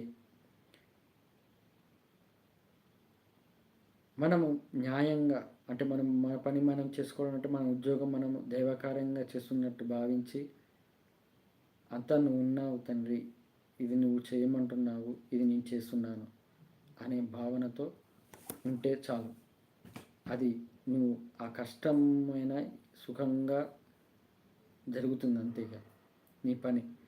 ఇక మనం న్యాయంగా ఒకరితో తప్పులు చేయకుండా ధర్మంగా నీ పని నువ్వు చేసుకుంటూ వెళ్తావో నీకు ఎలాంటి బాధ ఆపదలు అనుకోకుండా జరిగే ప్రమాదాల నుండి బయటపడతావు. మనం ఇలా ఉంటే మన ఆలోచనలు బలమైనవిగా తెలివిగా ఉంటాయి. ఇప్పుడు అన్ఎక్స్పెక్టెడ్ యాక్సిడెంట్ ఉంటాయి. అలాంటివి జరగకుండా మనము ధర్మంగా జీవిస్తే అలాంటి మన పూర్వజన్మ పాపాల వల్ల ఈ జన్మలో ఒకవేళ యాక్సిడెంట్ జరగాల్సింది ఉన్నా దాని నుంచి మనం బయటపడతాము. శ్రీకృష్ణ పరమాత్మ చెప్పాడు, భగవద్గీత ఎవరైతే నేర్చుకుంటారో, ఎవరైతే అర్థం తెలుసుకొని జీవిస్తారో భగవద్గీత ప్రకారం, వాళ్ళు ఖచ్చితంగా మహాపాపాలన్నీ నుండి తొలగిపోతారు. అంటే వాళ్ళ సర్వ పాపాలు మహాపాపాలన్నీ తొలగిపోతాయి. అందుకే నేను అంటున్నా, మన కర్మను మనమే ఈ భగవద్గీత ద్వారా మార్చుకోవచ్చు అని. అందుకే మనము నమ్మకంగా భగవద్గీతను నమ్ముకొని జీవిస్తే ఆ దేవుడు ఖచ్చితంగా రక్షిస్తాడు. అదే మన కర్మను మనం మార్చుకోవడం అని అంటారు. మన ఆలోచనలు బలమైనవిగా తెలివిగా ఉంటాయి. ఇప్పుడు నేను కలియుగ అన్నమయ్య ఛానల్లో షార్ట్ వీడియోలు పెడుతున్నాను. ఆ దేవుడు ఒక్కొక్క ఆలోచన ఇస్తున్నాడు. ఈరోజు ఒకటి షార్ట్ వీడియో పెట్టాను నాన్ వెజ్ గురించి. మొన్న ఇంకా ఒక కొత్త ఆలోచనలు వస్తుంటాయి. మనల్ని స్ట్రాంగ్గా చేయడానికి ఆ దేవుడు ఆలోచనలు ఇస్తాడు. అది తెలుసుకోండి. భగవద్గీతని తెలుసుకోవడం వల్ల, భగవద్గీత ప్రకారం ఉండడం వల్ల. కంటిన్యూషన్. ఇప్పుడున్న జనరేషన్లో జరిగేది ఇదే. తన డబ్బు ఉందని ఆలోచనతో ఎంతో పెద్దగా మహాయాగాలు పూజలు చేసి నేను దేవుడికి దగ్గర అవుతున్నానని అనుకుంటారు. అది తెలుసు కదా, డబ్బున్న వాళ్ళు. అది వారి అహంకారం తప్ప ఇంకేమీ లేదు. డబ్బు ఉండటం వల్ల ఎన్నో సుఖాలు అనుభవిస్తూ మాకు ఎంతో సుఖాలను ఇచ్చాడు అని భావిస్తూ ఉంటారు. దైవంలో అసలైన విషయం నువ్వు ఎప్పుడు పాపాలు చేయకుండా పుణ్యాన్ని సంపాదిస్తావో అప్పుడు దైవంలో నీ స్థానం దక్కిందని తెలుసుకోవాలి. తెలుసు కదా, డబ్బులు ఉన్నాయి కదా అని అంగరంగ వైభవంగా డెకరేషన్ చేసి వేద పండితులను పిలిచి చేస్తారు. కానీ వాళ్ళలో ఏంటంటే ఫీలింగ్, నిజమైన దైవభక్తి ఉన్నవాడైతే అసలు మామూలుగా అయినా చేసుకొని దండం పెట్టి, తండ్రి నువ్వు ఇలా ఉన్నాను, నువ్వు నాకు ఇలా చేపిస్తున్నావు అని అనుకుంటాడు. అది అట్లాంటి వాళ్ళైతే వాళ్ళలో ఒక రకంగా నేను చేస్తున్నాను, చూడండి నా అంత గొప్పగా ఎవరు చేస్తారన్నట్టు లోపల ఉన్న అహంకారం ఒకటి ఉంటుంది. అది వాళ్ళల్లో.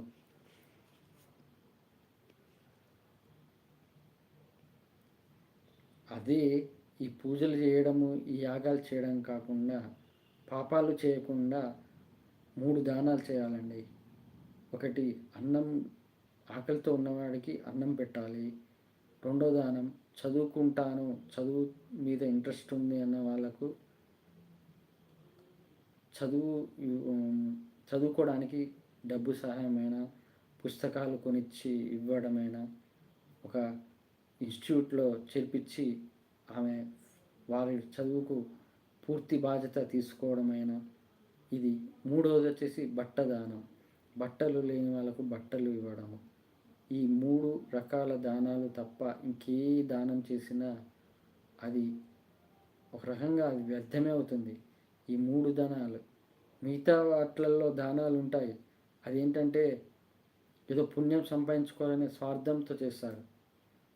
అది కూడా దానం అనేది ఇప్పటికిప్పుడు చేయాలి, మళ్ళీ తర్వాత మర్చిపోవాలి అంతే. కానీ నేను ఇంతమందికి తిండి పెట్టాను, ఇంతమందికి అన్నదానం చేశానని గొప్పగా చెప్పుకుంటే అది నిజమైన దానం కాదు. అది అర్థం చేసుకోవాలి. కంటిన్యూషన్. ఎప్పుడు మనం చేసే పని ఉద్యోగమైన, వ్యాపారమైన దైవకార్యంగా భావించాలి. ఒక్క నిమిషం.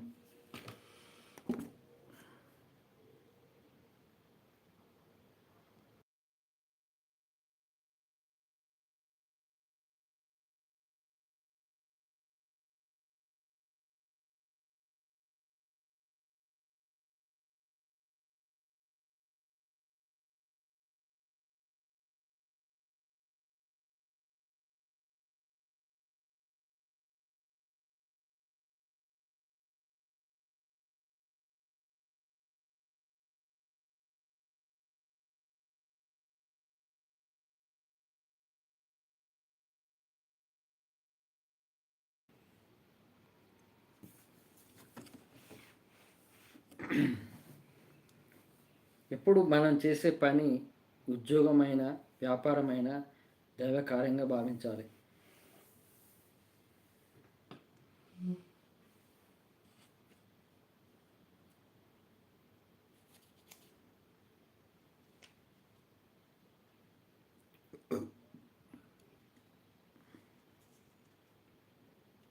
అదే కాకుండా తప్పుడు మార్గంలో వెళ్ళి లంచాలు తీసుకోవడము, వ్యాపారంలో లాభం లేదని అధర్మంగా సంపాదించడము, రెండింటిలో పాపాలు తెచ్చుకున్నట్టే. ధర్మంగా ఉద్యోగం చేస్తూ, వ్యాపారం చేస్తూ ఉంటామో అప్పుడు మనపై దైవానుగ్రహం, ఎలాంటి కష్టాలు బాధలు పడకుండా ఉండేలా చూసుకుంటాడు దేవుడు. అప్పుడు పాపాలను హరించుకొని పుణ్యాన్ని సంపాదించినట్టే. మనం ఉద్యోగం చేసినప్పుడు మనం వచ్చే జీతంలో ధర్మంగా, నీతిగా, నిజాయితీగా బతకాలి. కొంతమంది ఆ కంపెనీలో చేసి ఆ కంపెనీలనే దోచుకోవడానికి అనేక మార్గాలు వెతుకుతారు. అలాగే వ్యాపారం చేసేవాళ్ళు చీటింగ్ చేస్తారు కదా, ఏదో ఒక రకంగా చీట్ చేసి లాభం పొందడానికి ప్లాన్ చేస్తారు, అబద్ధాలు ఆడతారు. ఇలాంటివి అది అధర్మం అవుతుంది. కాబట్టి ధర్మంగా జీవించాలి. ఇక కంటిన్యూషన్. జ్ఞానులు నా అనుభవంలో జరిగిన సంఘటనల వల్ల నేను నా ఇష్టదైవమైన వెంకటేశ్వర స్వామికి దగ్గర అయ్యాను. అందుకే నేను దేనికి భయపడను, అన్నింటికీ ఆయనే అని తలుచుకొని నా పని నేను చేసుకుంటూ పోతాను. ఎల్లప్పుడూ సంతోషంగా ఉత్సాహంగా ఉంటాను. ఇక ఆశ, డబ్బుపై ఆశ, ఆస్తిపై ఆశ, పదవిపై, కోరికలపై, వీటి వల్ల మనం ఎప్పటికీ మనశ్శాంతిగా ఉండలేము.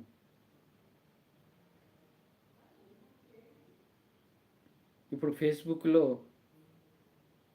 చాలా కామాంధురాళ్ళు ఎంతో అసభ్యకరమైన వీడియోలు పెట్టి ఇతరులను చెడగొడుతున్నారు.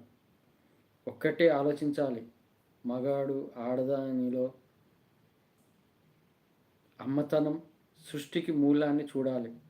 అదే ఆడది అమ్మతనాన్ని సృష్టికి మూలాన్ని నేనే అని గ్రహించాలి. ఇది గ్రహించినప్పుడే కామం అనేది తొలగిపోతుంది. ఇప్పుడు ఇది కామం అనే ఒక మాట వచ్చింది కాబట్టి చెబుతున్నాను. సెక్స్ అనేది అది సృష్టిని పెంచడానికే, అంతేకాని ఈ కామం వల్ల అది వాళ్ళకు వాళ్ళు నరకంలో పడిపోతున్నారు. ఏం జరుగుతున్నాయి కదా, అత్యాచారాలు, ఇవన్నీ అక్రమ సంబంధాలు ఇలాంటివి జరుగుతున్నాయి. ఇది వాళ్ళలో ఇంకోటి ఏంటంటే శరీరంపై ఆకర్షణ. అసలు శరీర జ్ఞానం తెలుసుకుంటే శరీరంపై ఆకర్షణ ఉండదు. శరీరం అనేది ఒక మాంసం ముద్ద. ఒక దెబ్బ తాకిందంటే, చేతికి పుండ అయిందంటే వాసన చూసుకుంటే గబ్బు వాసన వస్తుంది. అలాంటి శరీరం ఇది, గబ్బు శరీరం. అలాంటి శరీరంపై, చెమట గబ్బు వచ్చే శరీరంపై అది కామ కోరిక పెంచుకుంటే అది నువ్వు ఒక నరకంలో పడ్డట్టే. అది నువ్వు దైవ మార్గంలోకి రానియదు. అది వచ్చినా నిన్ను చెడగొట్టడానికి ఎన్నో ప్రయత్నాలు చేస్తుంది. అందుకే అలాంటి కామం ఆలోచనలు ఉండకూడదు. ఇక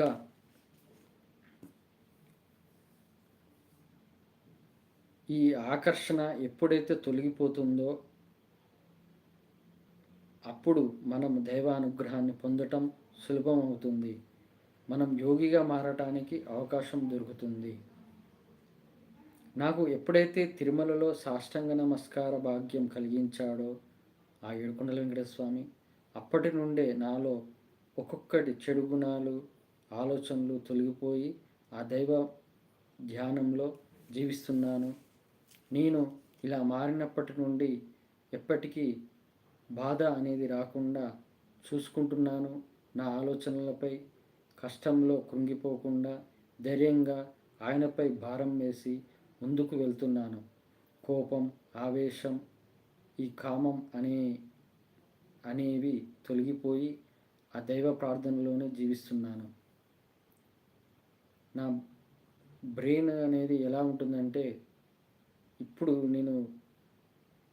ప్రజెంట్ ఉంటున్న సిచ్యువేషన్ ఎలా ఉందంటే, పూర్తిగా ఆ దైవంపై ఆలోచనతోనే ఉంటున్నాను. ఒక్కోసారి పక్షి, గాలిలో ఎగిరే పక్షి ఎంత తన బాడీని వదిలేస్తుందో అలా నా శరీరాన్ని ఒక్కొక్కసారి వదిలేసినట్టంత ఫీలింగ్ వస్తుంది. నా మైండ్ అంతా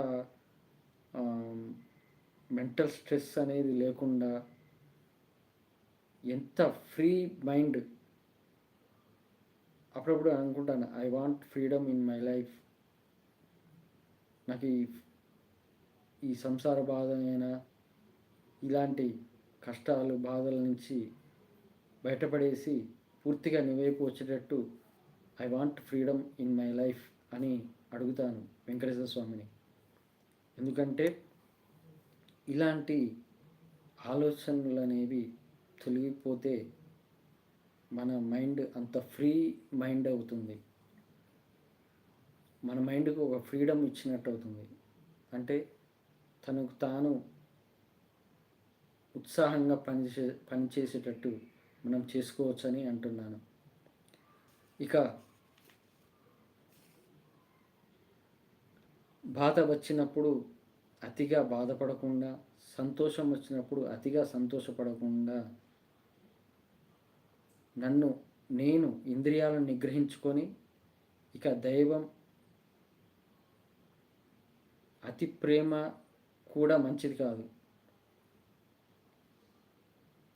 అతి ప్రేమ మంచిది కాదు. ఏదైనా మన బాధ్యత అని అనుకొని మన బాధ్యత నెరవేరిస్తే చాలు.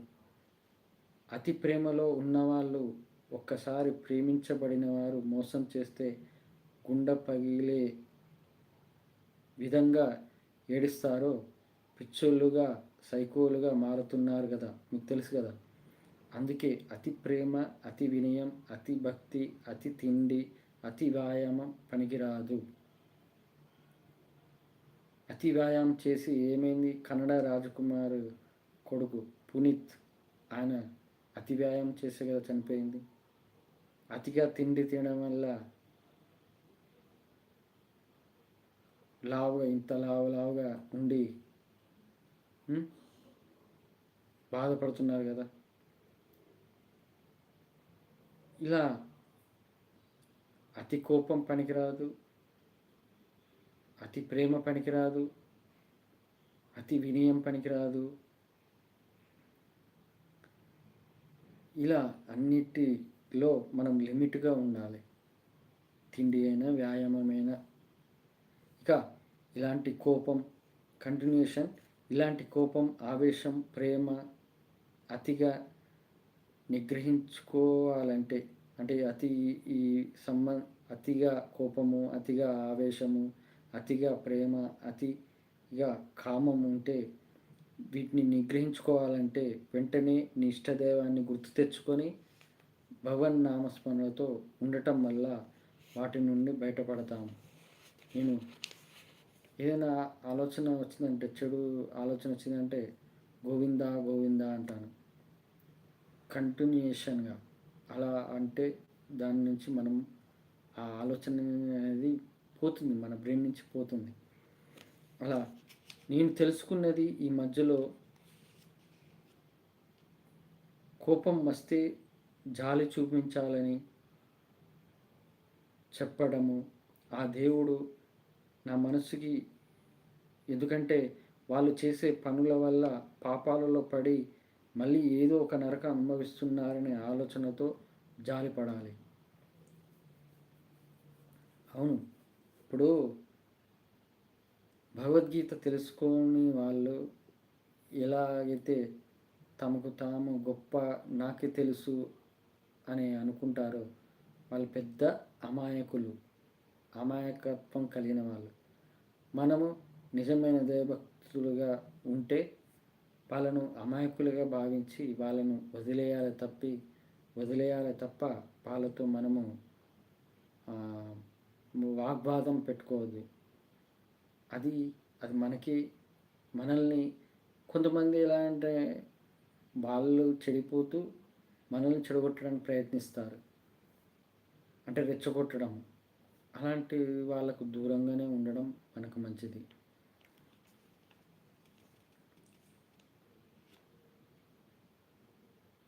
నేను ఆ దేవుని ధ్యాసలో వెళ్ళటం వల్ల నేను మీతో ఇలా చెబుతున్నాను. ఇప్పుడు జరుగుతుంది ఇదే. డబ్బుపై ఆశపడి స్వార్థంగా ఆలోచిస్తూ ఇంద్రియ నిగ్రహం ఉంచుకోకుండా పాపాలు చేస్తూ నరకాన్ని అనుభవిస్తున్నారు. ఆత్మహత్యలు, హత్యలు, అత్యాచారాలు, వృద్ధాశ్రమాలు, రోగాలతో అనుభవించే నరకం ఇవి. నేను భగవంతుని ధ్యాసలో ఉండటం వల్ల ఇప్పుడు ఇక్కడ ఈ టాపిక్ చెప్పాలి మీకు. ఇంద్రియ నిగ్రహం లేకపోతే ఇప్పుడు కొంతమంది కృంగిపోతారు, తనకు తాను తక్కువ అంచనా వేసుకుంటాడు, సూసైడ్ చేసుకునే ఆలోచన వస్తుంది. అసలు వాళ్ళకి ఎందుకు వస్తుంది? అసలు వాళ్ళకు నెక్స్ట్ స్టెప్ ఏంటో తెలియదు. వాళ్ళు వేసే క్వశ్చన్, వాళ్ళ మైండ్లో వేసుకున్న క్వశ్చన్కి ఆన్సర్ దొరకదు. ఆన్సర్ దొరకకపోవడం వల్ల సూసైడ్ చేసుకునే అటెంప్ట్ ఛాన్స్ ఉంటుంది. ఇప్పుడు నేనే ఒకసారి ఇంటర్మీడియట్ అయిపోయినాక ఏంటంటే ఇంట్లో గొడవలు, బంధువుల గొడవలు, దీనివల్ల నేను సూసైడ్ చేసుకోవాలని వెళ్ళాను. ఒక కాలువ, మా ఊరి దగ్గర ఒక కాలువ ఉంటే కాలువ ఆ గట్టు మీద ఎక్కినాక అప్పుడు ఆ వెంకటేశ్వర స్వామి నాకు ఆలోచన తెప్పించాడు. ఇప్పుడు నేను చనిపోతే నేను సాధించేది ఏమి లేదు. కానీ నన్ను నమ్ముకున్న వాళ్ళు, నన్ను పెంచిన వాళ్ళు బాధపడతారు. వాళ్ళు బాధపడడం వల్ల నీకు ఇంకా నిన్ను తిట్టుకుంటారు.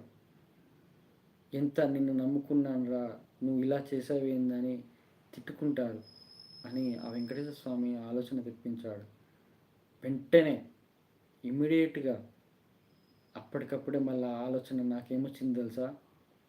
తండ్రి, నువ్వే నాకు తోడున్నావు, ఇక నేను ఇంటికి వెళ్తాను, నువ్వే నన్ను కంటికి రెప్పలా కాపాడాలి, నిన్నే స్మరిస్తూ ఉంటాను, నువ్వే నాకు తోడున్నావు, తల్లి తండ్రి అయినా నువ్వే అని అలా అనుకొని రిటర్న్ వెళ్ళాను. అది ఆ వెంకటేశ్వర స్వామి మనల్ని కాపాడటానికి, అంటే మనలో ఉన్న ఆత్మ, పరమాత్మ, మనస్సాక్షి ఆ దేవుడు రూపంలోనే చెబుతుంది. అది అర్థం చేసుకోవాలి. తప్పు చేసినప్పుడు మన మనస్సాక్షి చెప్తున్నప్పుడు దాన్ని అర్థం చేసుకొని మనం దాని రూట్లో వెళ్ళాలి. కానీ మనలోని అహంకారమైన ఇంకేదైనా ఇంద్రియ నిగ్రహం లేకపోవడం వల్ల వెళ్తే ఇలాంటి సూసైడ్ అటెంప్ట్ చేసుకుంటారు. అంతెందుకు చదువుకునే పిల్లలు 10th పాస్ కాలేదని, ఇంటర్మీడియట్ పాస్ కాలేదని వాళ్ళు ఎంత ఘోరంగా అలా చేసుకుంటున్నారు. వాళ్ళ తల్లిదండ్రులు చెప్పట్లే, మీరు ఇలా చదువుకోకపోయినా పర్వాలేదు, జీవించడానికి ఎన్నో మార్గాలు ఉన్నాయని చెబితే చాలు వాళ్ళ తల్లిదండ్రులు.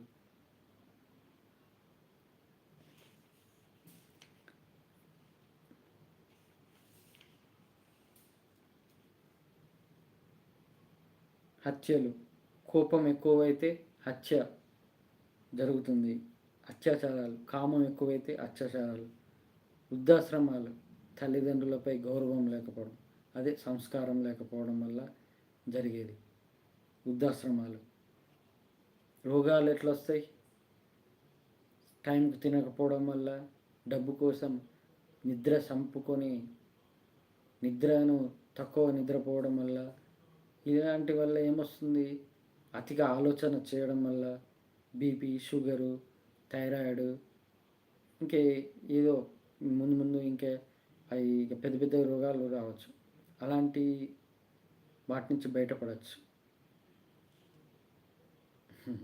నా పేరు హరికుమారస్వామి. ఏడుకొండల వెంకటేశ్వర స్వామి ద్వారా నాకు ఈ పేరు. నాకు హరికుమారైనా ఉండే, కానీ ఆ ఏడుకొండల వెంకటేశ్వర స్వామి దర్శనం కలిగినాక నేను హరికుమార స్వామిగా మారాను. నేను అయ్యగారు పుట్టాను, కానీ చిన్నప్పటి నుంచి నేను చదువుకున్నాను తప్ప అయ్యగారి పురోహితం ఎప్పుడు చేయలేదు. కానీ ఎప్పుడైతే 2023లో ఏడుకొండల వెంకటేశ్వర స్వామి తిరుమల గర్భగుడిలో సాష్టాంగ నమస్కారం చేశానో అప్పటి నుండే నాలో మన్ వేద మంత్రాలు చదవడము, స్పష్టంగా చదవడము, అంతెందుకు వినాయక చవితి ఫస్ట్ టైం వినాయక చవితి పూజలు చేయడము బయట, ఇవన్నీ జరుగుతున్నాయి. అంటే ఆయన నేర్పిస్తాడు ఏ స్టెప్ బై స్టెప్ ఏది ఎప్పుడు నేర్పాలి, నీ వయసుకు తగ్గట్టు నీ వయసులో ఏ వయసులో నువ్వు ఎలా ఉండాలనేది ఆయన నేర్పిస్తాడు. మనం నేర్చుకోనక్కర్లే, ఆయన నేర్పిస్తాడు అంతే. నా పేరు హరికుమారస్వామి.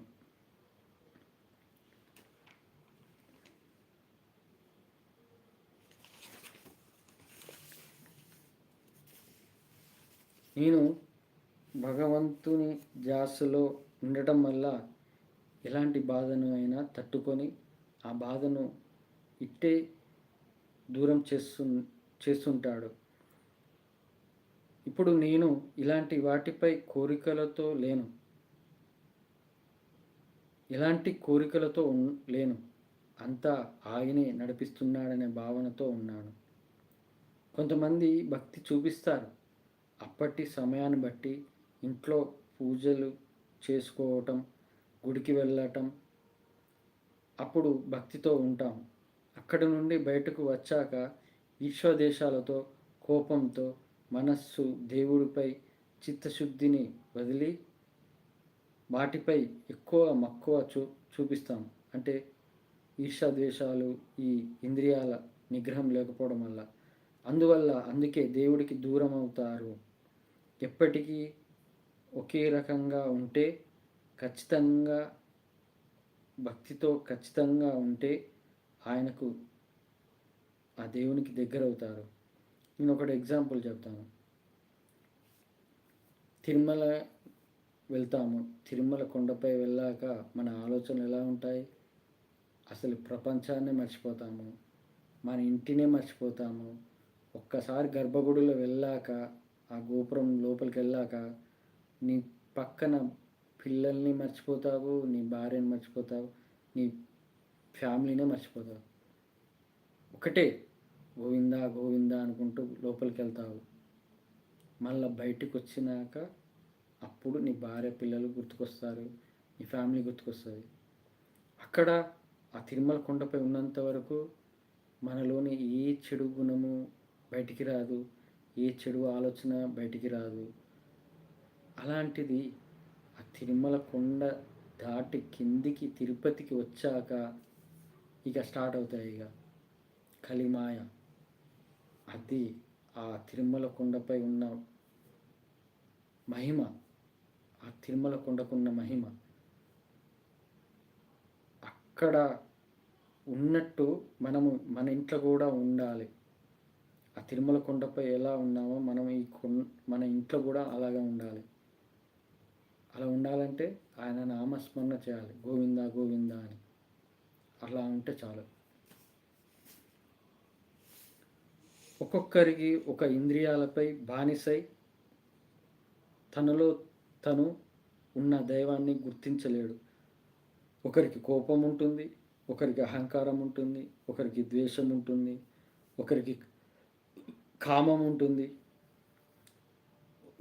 ఒకరు మద్యం తాగుతారు, ఒకరు సిగరెట్ తాగుతారు, ఒకరు జంక్ ఫుడ్ తినడం, ఒకరు డబ్బు ఆస్తులపై పిచ్చి, కొంతమంది సినిమాల పిచ్చి, రాజకీయాల పిచ్చి, క్రికెట్ పిచ్చి.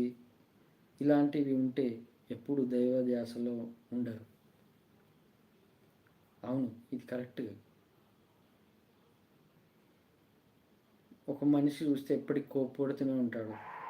ఒక మనిషి అంటే ఎప్పటికీ వానికి వాడే తక్కువ అంచనా వేసుకొని ఇతరులపై ద్వేషం చూపిస్తాడు. ఒకడు తాగుతూ ఉంటాడు, ఎప్పటికీ సిగరెట్ తాగుతాడు, వాడి ఒళ్ళు వాడే పడేసుకుంటాడు. జంక్ ఫుడ్, ఫాస్ట్ ఫుడ్ ఇవి అన్నీ ఎప్పుడో ఒకసారి, నెలకు ఒక్కసారి తిన్నా ఏం కాదు, కానీ అదే తింటే అది ఆరోగ్యం. మనం బయట ఫుడ్ తినొద్దని తెలుసు కదా. ఇక డబ్బు ఆస్తులపై పిచ్చి, డబ్బే ముఖ్యం ఈ జీవితంలో. ఒక్కటంటాను, శ్రీరాముడు అరణ్యవాసం వెళ్ళే ముందు తన తండ్రిని నా ఆస్తులు రాసి నాకు డబ్బు ఇయ్యి అని అడిగాడు. ఆయన అడవుల్లో కట్టుబట్టలతో అడవికి వెళ్ళాడు. అక్కడ అడవుల్లో ఉన్న పండ్లు ఏదో ఒక రకంగా జీవించాడు కదా ధర్మంగా. మరి డబ్బులు లేకపోతే జీవించలేమా? డబ్బు ఉంటేనే జీవించగలుగుతామా? దేవుడు ఏమన్నాడంటే, వెంకటేశ్వర స్వామి, డబ్బు అనేది నువ్వు ఎందుకు సంపాదించాలంటే 3 పూటలు తిండి తినడానికి, నీ కడుపు నింపుకోవడానికి. ఎందుకు? నీకు ఈ జన్మనిచ్చాను. ఈ జన్మలో నువ్వు భగవద్గీత ప్రకారం నన్ను తెలుసుకో, ఆత్మజ్ఞానం తెలుసుకో, నన్ను స్మరిస్తూ ఉండు. అప్పుడే నువ్వు నాలో మోక్షం మార్గాన నాలో ఐక్యమవుతానని వెంకటేశ్వర స్వామి చెబుతున్నాడు. 3 పూటలు తినడానికి, నీ భార్య పిల్లల్ని పెట్టడానికి సంపాదించు, అంతేగాని కూడబెట్టడానికి కాదు. ఇక్కడ అదే అంటుంది. డబ్బు పిచ్చి, ఆస్తుల పిచ్చి, సినిమాల పిచ్చి. సినిమా రిలీజ్ అయిందని ఒక 2 గంటల ఆ తెర మీద చూపించే బొమ్మకు, అది ఆ సినిమా ఒక 1 ఇయర్ అయితే దాని గురించి మర్చిపోతాము, దాని గురించి ఆలోచన చేయము. ఆ 2 గంటల ఫస్ట్ డే రిలీజ్ డే రోజు చూడ్డానికి అంత ఆతృత, పిచ్చిగా ఆ తొక్కిసలాటలో పోయి చనిపోతే అది ఎవరికి నష్టం? వాళ్ళకే నష్టం లేదు. చనిపోయినోనికి, నీకు, నిన్ను పుట్టించిన తల్లిదండ్రులకు నష్టం. ఒకవేళ భార్య పిల్లలు ఉంటే పిల్లలకు నష్టం. ఆల్రెడీ జరిగింది కదా, తెలుసు కదా. రాజకీయాల పిచ్చి. ఇప్పుడు ఏంటంటే రాజకీయం అంటే ఇలా తయారైందంటే ఏమి కష్టపడినక్కర్లేదు, జై అంటే కొడితే చాలు, జెండా పట్టుకుంటే చాలు, అదే డబ్బులు వస్తాయి. అది ఏంటంటే తనకు తాను తక్కువ అంచనా వేసుకొని కష్టపడటం అనేది కష్టపడడం ఎందుకు అనే భావనతో ఉన్నవాళ్ళు, బద్ధకం మనుషులు, ఇలాంటి వాళ్ళు రాజకీయాల్లో ఉంటారు. నో అని పెట్టిండు కామెంట్. అది మీకు తెలుస్తుంది, ముందు తెలుస్తుంది. రాజకీయాల్లో చాలామంది ఉన్నారు. హిందీ మీనింగా?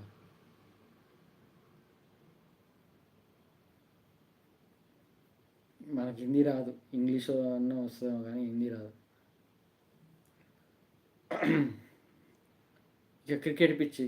క్రికెట్ అభిమానులు ఎలా ఉంటారంటే,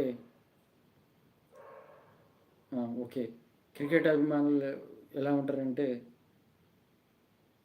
ఆ క్రికెట్ చూడడానికి క్రికెట్ స్టేడియం కోసం టికెట్ల కోసం కొట్లాడతారు.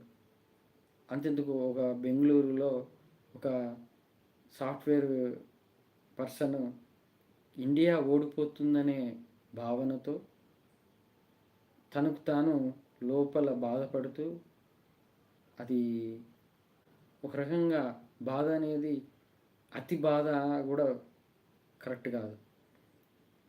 అతి బాధ ఉండడం వల్ల అది మన మైండ్లో ఆలోచనలు అనేది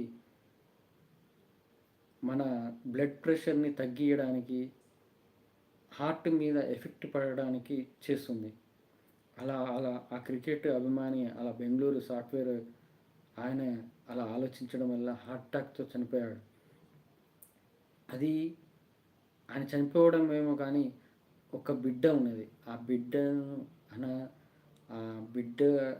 ఎంతో తన తండ్రిపై ఎంతో ఆశ ఉండొచ్చు, కానీ ఆ బిడ్డను ఒక్క క్రికెట్ మీద పిచ్చితో తన ప్రాణాన్ని పోగొట్టుకున్నాడు. తను సాధించింది ఏం లేదు, కానీ తన బిడ్డను ఒక రకంగా బాధ పెట్టినట్టే, భార్యను బాధ పెట్టినట్టే.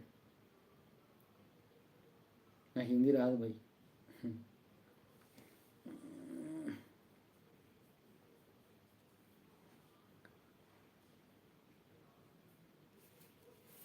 ఇక కంటిన్యూ. మనది మనం ఆలోచనే రావాలి తప్ప నాది నేను అనే ఆలోచన రావద్దు. నేను దీని గురించి ఒకటి చెప్తాను. నేను రీసెంట్గా షార్ట్ వీడియో తీశాను. అహంకారం ఉంటే, నేను నాది అని ఉంటే, అది ఎప్పటికీ నీలో ఉన్న పరమాత్మ తెలుసుకోలేవు. ప్రపంచంలో ఉన్న అన్ని జీవులలో పరమాత్మ ఉన్నాడని, ప్రతి మనిషిలో పరమాత్మ ఉన్నాడని తెలుసుకోవాలంటే ఒకటే ఎగ్జాంపుల్. ఇప్పుడు ప్రపంచాన్ని సృష్టించింది ఆ దేవుడు, ఆ ప్రపంచాన్ని నడిపించేది ఆ దేవుడు, ఆ ప్రపంచంలోని మనుషులను సృష్టించింది ఆ దేవుడు.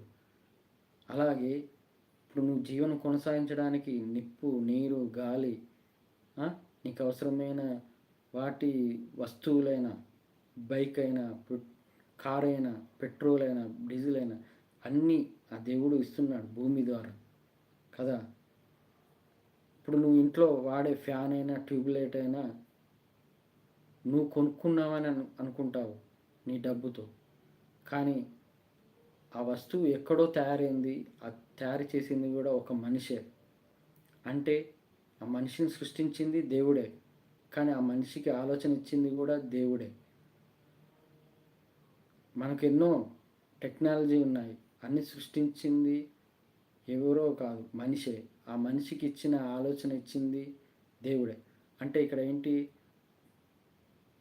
మనము ఏదో ఇప్పుడు అతను క్రియేట్ చేసిన అతనే నేనే గొప్ప, నేనే చేశానని ఫీల్ అవుతాడు. కానీ అతనిలో ఉన్న దేవుడు పరమాత్మ ఆ ఆలోచన ఇచ్చాడు, ఆయన వల్లనే నేను ఇది క్రియేట్ చేశాననే ఆలోచన ఎవరికి రావాలి? అది అది గుర్తుపెట్టుకోవాలి.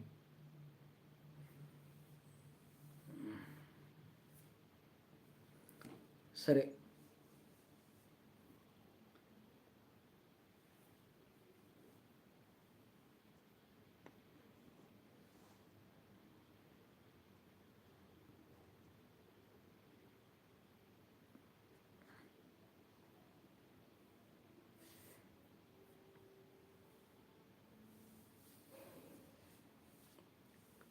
హైదరాబాద్ సార్.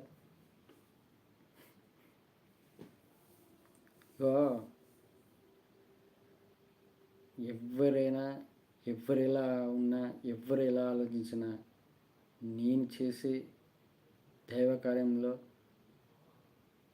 ఎవరిని పట్టించుకోను. అలాగే ఎవ్వరు నాకు అడ్డు రారు కూడా. ఆ వెంకటేశ్వర స్వామి ఉన్నాడు అంతే. ముక్కోటి దేవతలు తోడు ఉంటారు దైవ కార్యం చేసేవాళ్ళకు, అది తెలుసుకోండి. మీకు అది దైవంపై నమ్మకం ఉంటే తెలుస్తుంది, దైవభక్తితో ఉన్న వాళ్ళకి తెలుస్తుంది. అది దైవ చింతన అంటే దైవ చిత్తంతో, దైవంపై నమ్మకంతో, దృఢ విశ్వాసం, దృఢ నమ్మకంతో ఉన్న వాళ్ళకు అది అర్థమవుతుంది. నెక్స్ట్ కంటిన్యూ వచ్చేసి,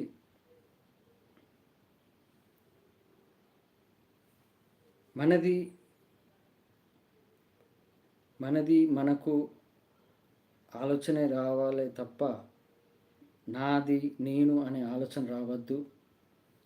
నేను ఇంద్రియాలు ఎలా నిగ్రహించుకోవాలో నేర్పించాడు, జనన మరణ చక్రంలో నుండి ఎలా బయటపడాలో నేర్చుకున్నాను.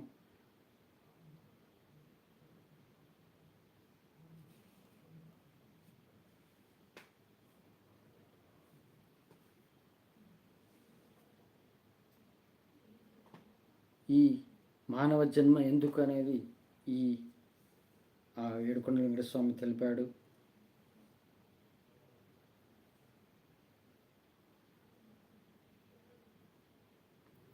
ఇది ఇక భగవద్గీత అధ్యాయం 2 కంప్లీట్ అయింది.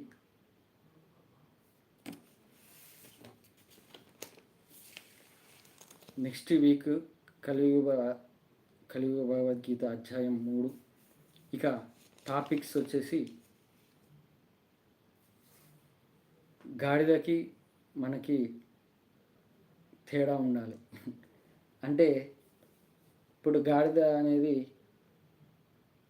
తన బరువులు మోస్తుంది, తన పని తను చేస్తుంది, అది ఎంత బరువైనా మోస్తుంది.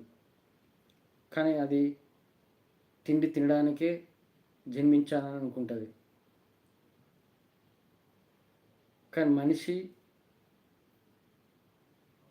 బరువు బాధ్యతలనే బరువుగా మోస్తాడు. నేనేమంటున్నంటే మనము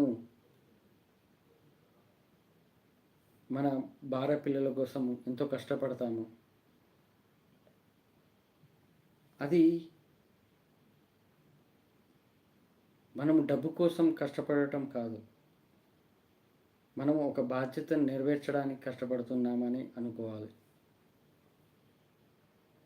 కొంతమంది ఉద్యోగం చేస్తారు, కొంతమంది వ్యాపారం చేస్తారు. ఉద్యోగంలో ఎంతో మెంటల్ స్ట్రెస్ తీసుకుంటారు.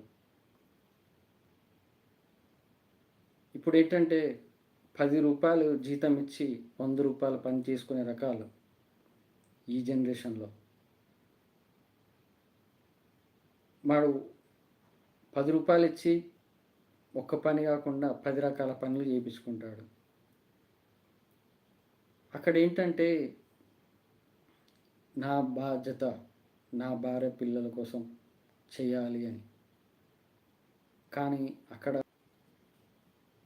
నువ్వు పడే మెంటల్ స్ట్రెస్ అనేది ఉందే, బరువు, నెత్తి మీద వేసుకునే బరువు, అది ఉండకూడదు అంటున్నా. ఎవరైతే భగవద్గీత తెలుసుకొని దైవమే నడిపిస్తుంది, ఆయనే చూసుకుంటాడని భావనతో ఉంటారో వాళ్ళే ఈ బరువు అనే బాధ్యతను తీసేస్తారు. మొన్నటిదాకా నేను కూడా బాధ్యతగా చేసిన అన్ని పనులు చేశాను డబ్బు సంపాదించడానికి.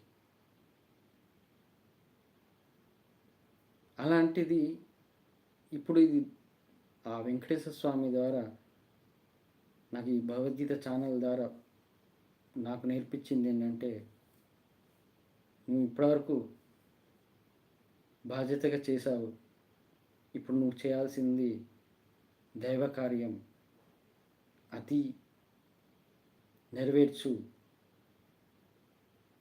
నేనేమంటున్నానంటే ఇతరులు వాళ్ళు ఒకటి చెప్తాను, ఉద్యోగం చేస్తాడు, కొన్ని ఇయర్స్ చేస్తాడు ఒకే కంపెనీలో, రిటైర్ అవుతాడు. రిటైర్ అయినాక తను ఏమనుకుంటాడు, ఈ కంపెనీలో ఇన్ని సంవత్సరాలు చేశాను, నాకు పిఎఫ్ వస్తుంది, డబ్బులు వస్తాయి, సంతోషంగా జీవితాన్ని గడుపుతాను అని అంటాడు. కానీ 8 గంటలు చేసే డ్యూటీ 12 గంటలు చేస్తాడు, 14 గంటలు చేస్తాడు. కానీ చివరికి తెలుసుకునేది ఏంటి? ఏమీ లేదు. డబ్బు సంపాదించడం, డబ్బు సంపాదించడం, డబ్బు సంపాదించడం. కానీ నేనేంటి, నాలో ఉన్నది ఏంటి, నాలో ఉన్న పరమాత్మ గురించి తెలుసుకున్నానా అని ఎప్పుడు ఆలోచించడు. ఇది ప్రపంచ ప్రజలందరూ ఇలాగే ఉన్నారు. వాళ్ళు సంపాదించుకోవడానికే ఈ జీవితం అని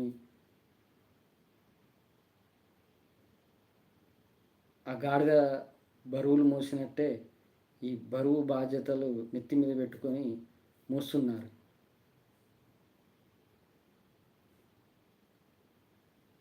నా కొలీగ్స్ అయినా చూస్తుంటే నాకు జాలేస్తుంది. ఎందుకురా ఇది ఇలా ఆలోచిస్తున్నావు, మెంటల్ టెన్షన్ తీసుకుంటున్నావు, నీ ఆరోగ్యం పాడైతే తర్వాత నువ్వు ఏమవుతుంది, నీ భార్య పిల్లలు ఏమవుతారు అని ఆలోచిస్తుంటా. చెప్తా, నా సజెషన్ ప్రకారం చెప్తా నా కొలీగ్కి ఇలా ఉండాలని. కానీ అతను అలాగే ఉంటాడు. ఎందుకంటే తనలో భగవద్గీత తెలియదు కాబట్టి, భగవద్గీత తెలుసుకునే ఆ జ్ఞానం లేదు, తెలుసుకోలేడు, తెలుసుకోవాలనే ఆలోచన లేదు. అదే మెంటల్ స్ట్రెస్ తోటి రోజు ఉద్యోగం చేస్తూనే ఉన్నాడు. ఇప్పటికీ నా కొలీగే. ఆ మెంటల్ స్ట్రెస్ నుంచి బయటపడాలంటే ఏమి చేయాలనేది ఆలోచించట్లేదు. ఈ ఉద్యోగం చేసే మనుషులైనా, వ్యాపారం చేసే బిజినెస్ మెన్స్ అయినా.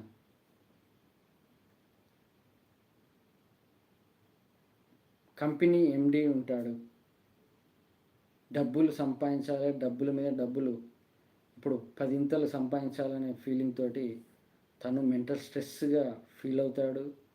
మళ్ళా దాంట్లో పనిచేసే ఎంప్లాయీస్ని మెంటల్ స్ట్రెస్కు గురి చేస్తాడు.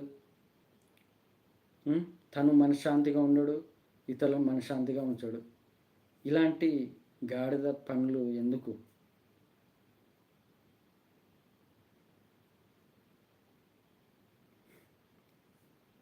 ఇది ఎప్పుడు తెలుసుకుంటారో. అందుకే ఆ గాడిదలాగా మనము తయారు కావద్దు. భగవద్గీతను తెలుసుకోండి, ఆత్మజ్ఞానం తెలుసుకోండి, మన జ్ఞానాన్ని పెంచుకొని, మన జ్ఞానాన్ని పెంచుకోమని అంటున్నానే ఎందుకు తెలుసా? అబ్దుల్ కలాం ఉన్నాడు, ఆయన చదువుకొని సైంటిస్ట్ అయ్యాడు. అలాగే chess champion, world chess champion మన ఇండియా పర్సన్, అతని జ్ఞానం ఉంది. అది అంత జ్ఞానం ఉన్నది ఎక్కడి నుంచి వచ్చింది? ఫస్ట్ వాళ్ళు ఆలోచించాలి. నాకు ఈ చెస్ ఛాంపియన్, వరల్డ్ చెస్ ఛాంపియన్గా నేను ఫస్ట్ వచ్చినాను, మన ఇండియా పేరు నిలబెట్టాను. ఈ జ్ఞానం ఎవరిచ్చారు నాకు? ఈ జ్ఞానం రావడానికి కారణం ఎవరు? నన్ను పుట్టించింది ఎవరు? మరి నేను ఇంత జ్ఞానం సంపాదించి ఇలా పేరు సంపాదించినందుకు నన్ను పుట్టించిన ఆ దేవుడికి నేనేం చేయాలి? కృతజ్ఞత భావం. ఇది ప్రపంచ ప్రజల్లో ఎవరికైతే వస్తుందో వాళ్ళే దేవునికి దగ్గరవుతారు. ఇలా కాకుండా కృతజ్ఞత భావం లేకుండా నాకే ఉన్నది జ్ఞానం, నేనే సంపాదించాను, నా వల్లనే ఇది వచ్చింది అనే అహంకార భావంతో ఉంటారే. నేను ఇప్పుడు చెప్పాను కదా, ట్యూబ్లైటు, ఫ్యాను ఎవరో కనిపెట్టింది, కానీ నువ్వు నీ డబ్బుతో కొనుక్కున్నా అని నువ్వు ఫీల్ అవుతావు. కానీ ఎక్కడో కనిపెడితే అది మనిషే అని తెలుసుకొని, మనిషిలో ఉన్న పరమాత్మని సృష్టించాడని తెలుసుకొని, ప్రతి మనిషిలో పరమాత్మని తెలుసుకుంటే అప్పుడు అర్థమవుతుంది, నీలో అహంకార భావం పోతుంది. అంతా ఆ దేవుడే అందరినీ, ఈ లోకాన్ని, ప్రపంచాన్ని నడిపించేది ఈయనే.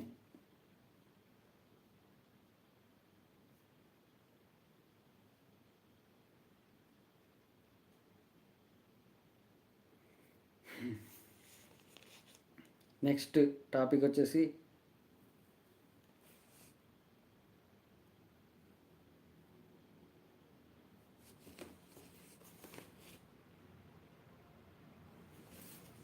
ఇప్పుడు పిల్లలు, యూత్ అనేది వాళ్ళు మంచిగా ఉంటేనే దేశ భవిష్యత్తు బాగుంటుంది.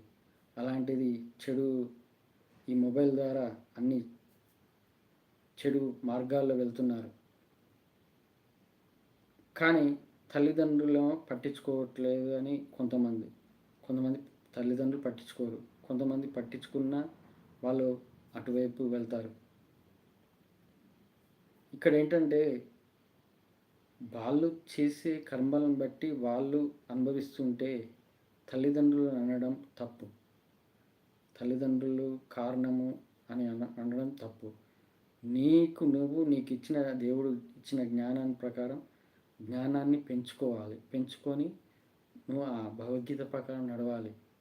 అది చేయాల్సింది.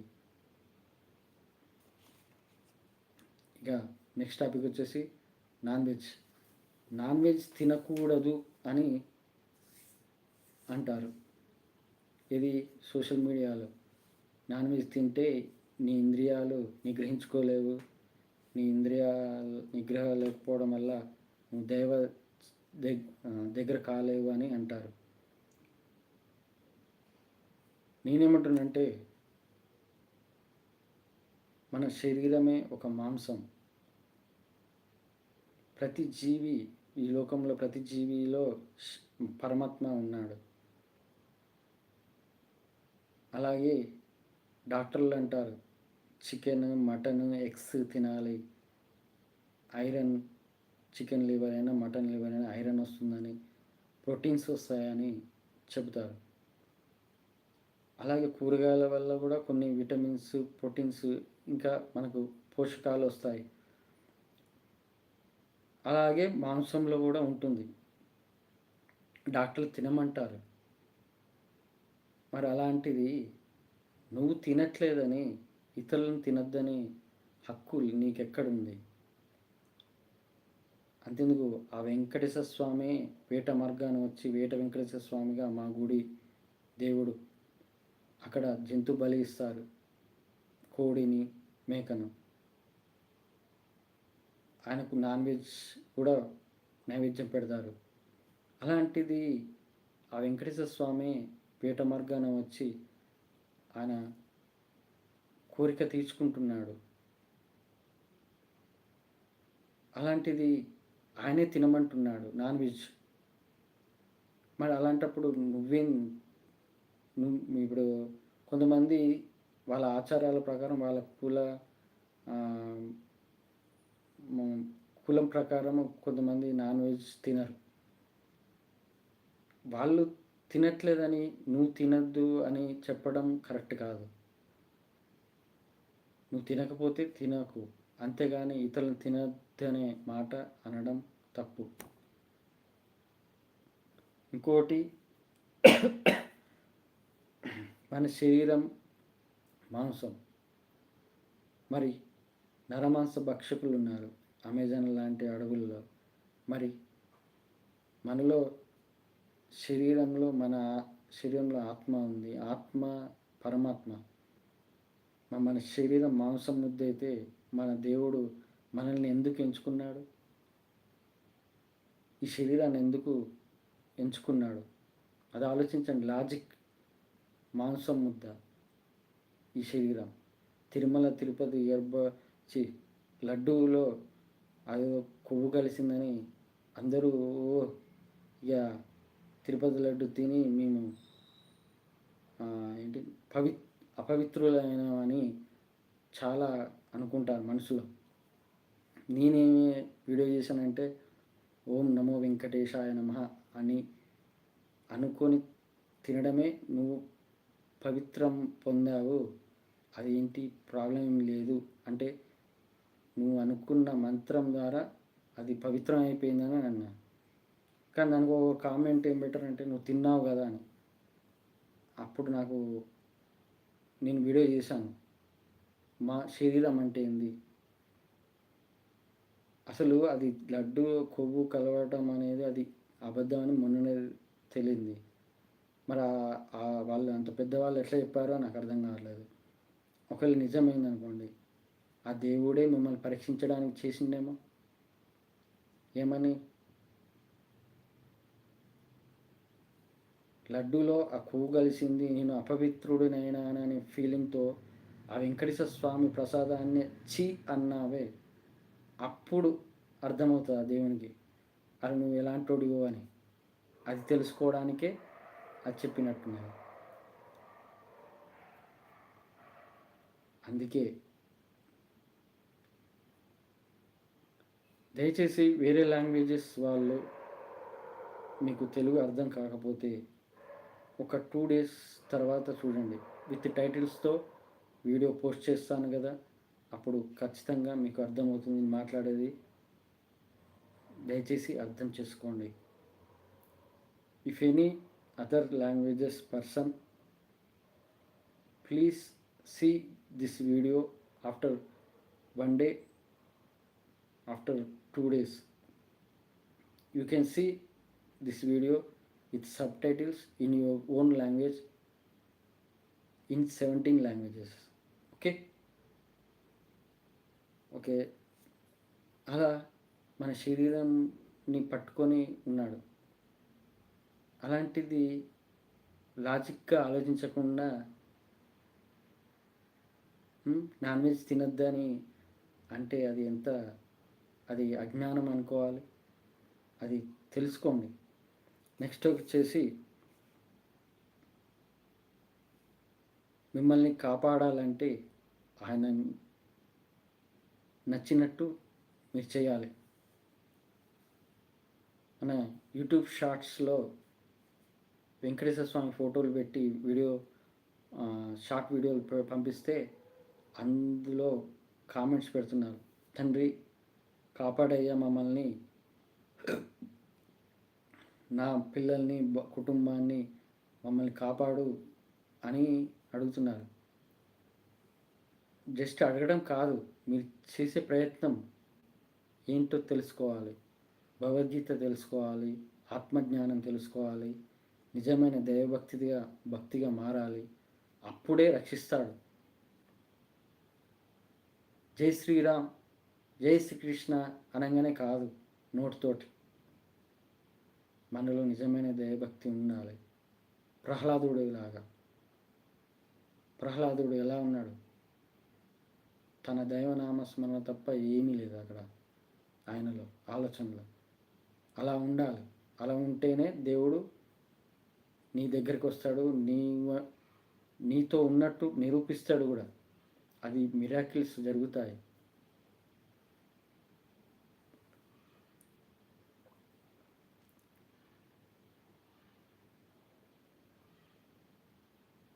నన్ను స్ట్రాంగ్గా చేయడానికి ఆ దేవుడు ఎన్నో రకాలుగా నేర్పిస్తున్నాడు. నా ఇంద్రియ చెడు ఆలోచనలు, చెడు గుణాలు, చెడు అలవాట్లు అన్నీ తొలగిపోయాయి. ఒక్కటే, ఈ ఆలోచనలు ఉంటాయి, అది నెగిటివ్ ఆలోచనస్. ఆ నెగిటివ్ థింకింగ్ అనేది మనల్ని మార్చడానికి, ఒక చెడు మార్గంలో మార్చడానికి వస్తుంటాయి ఆలోచనలు. దాని నుండి కూడా బయటపడాలి ఎలా అనేది ఒక్క దైవనామ స్మరణ చేస్తే చాలు అన్నట్టు నిరూపించాడు. ఇప్పుడు నేనేమని తెలుసుకున్నది తెలుసా, ఈ మధ్యలో వాళ్ళు ఎంతటి శత్రువు అయినా వాళ్ళని ప్రేమగానే చూడు. ఒకవేళ వాళ్ళ చెడు గుణాలు ఉంటే వాళ్ళ కర్మ వాళ్ళు అనుభవిస్తారు, కానీ నువ్వు ప్రేమగానే చూడని అదొకటి నేర్పించాడు.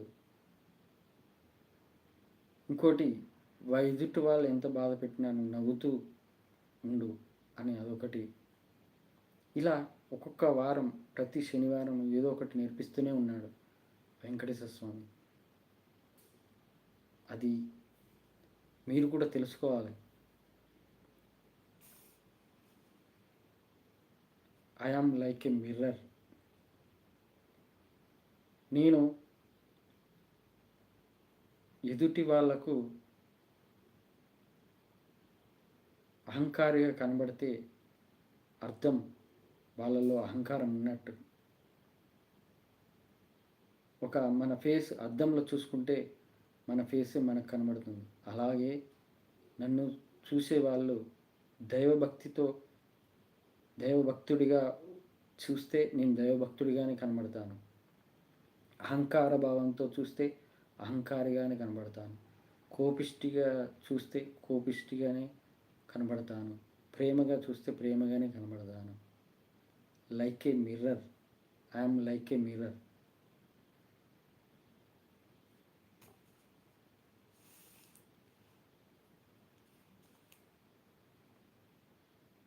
ఈ ప్రపంచంలో ప్రతి మనిషిలో పరమాత్మ ఉన్నాడని ఇప్పుడే చెప్పాను ఎగ్జాంపుల్.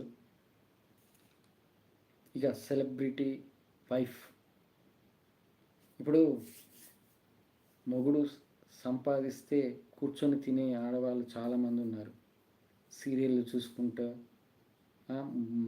ముచ్చట్లు పెట్టుకుంటా, బాతకాని ముసలు పెట్టుకుంటారు. బాతకాని నేను ఇంత సంపాదించా, నేను ఇంత గొప్ప అని ముసలోళ్ళు పెట్టుకుంటారు. అట్లా ఆడవాళ్ళు. గణపతి సచ్చిదానంద స్వామీజీ ఏమన్నాడంటే, ఒక కుటుంబంలో ఎవరో ఒకరు భగవద్గీత నేర్చుకొని వాళ్ళు దైవ మార్గంలో వెళ్తే వాళ్ళ 7 తరాల వరకు భగవంతుడు రక్షిస్తూనే ఉంటాడు అని. భర్త సంపాదించి పెడుతుంటే వీళ్ళేమో ఉన్నవి చూసుకొని మురవటము, డబ్బైనా బంగారమైనా. ఇది కాకుండా భగవద్గీత నేర్చుకోండి. సండే వచ్చిందంటే ఎంజాయ్మెంట్ ఇది కాదు. సండే వచ్చిందంటే 1 గంట 2 గంటలో భగవద్గీతపై దృష్టి పెట్టండి. భగవద్గీత ఎవరైతే నేర్చుకుంటారో ఆ కుటుంబంలో వాళ్ళు మారితే వాళ్ళ చుట్టుపక్కల వాళ్ళు, వాళ్ళ ఫ్యామిలీ వాళ్ళు, నెక్స్ట్ జనరేషన్ వాళ్ళ పిల్లలు నేర్చుకుంటే వాళ్ళ నెక్స్ట్ జనరేషన్ కూడా అలా కంటిన్యూస్గా 7 తరాలు కాదు, తరతరాలు ఆ దేవుడు కాపాడుతూనే ఉంటాడు. ఇప్పుడు నేను నేర్చుకున్నాను, అసలు నా జీవితమే ఒక భగవద్గీత. నేను భగవద్గీతను అనుభవిస్తున్నాను, మీకు వివరిస్తున్నాను. ఆ దేవుడు, ఆ వెంకటేశ్వర స్వామి ఎందుకు నా మీద ప్రేమ చూపాడు? నా కుటుంబాన్ని కూడా రక్షిస్తాడు. నేను అనుభవంగా చెప్తున్నాను. నేను బాధపడితే ఆ బాధను తీసేయడానికి ఆయన ఏ రకంగా చేస్తాడు. నా వాళ్ళు ఎవరైనా బాధపడితే వాళ్ళ బాధను వాళ్ళ బాధపడితే నేను బాధపడతా కదా. అప్పుడు నా బాధ పోగొట్టడానికైనా వాళ్ళ బాధను తీసేస్తాడు. అది వెంకటేశ్వర స్వామిలో ఉన్న మహిమ. ఎందుకంటే మనలో ఉన్న నిజమైన దైవభక్తి, అది కారణం. అందుకే సెలబ్రిటీ వైఫ్లు ఇక వాళ్ళ సొగసులు, సోయగాలు, వాళ్ళ మేకప్లు, ఇక హీరోయిన్లు ఎలా ఉంటారంటే తెలుసు కదా. కానీ మొగుడు సంపాదించి పెడుతుండు కదా అని ఇంట్లో కూర్చొని తినే వాళ్ళు ఉంటారే ఆడవాళ్ళు, వాళ్ళు ఖచ్చితంగా తెలుసుకోవాలి. భగవద్గీతను తెలుసుకోవాలి. భగవద్గీత తెలుసుకొని వాళ్ళ భర్తకైనా పిల్లలకైనా చెప్పాలి.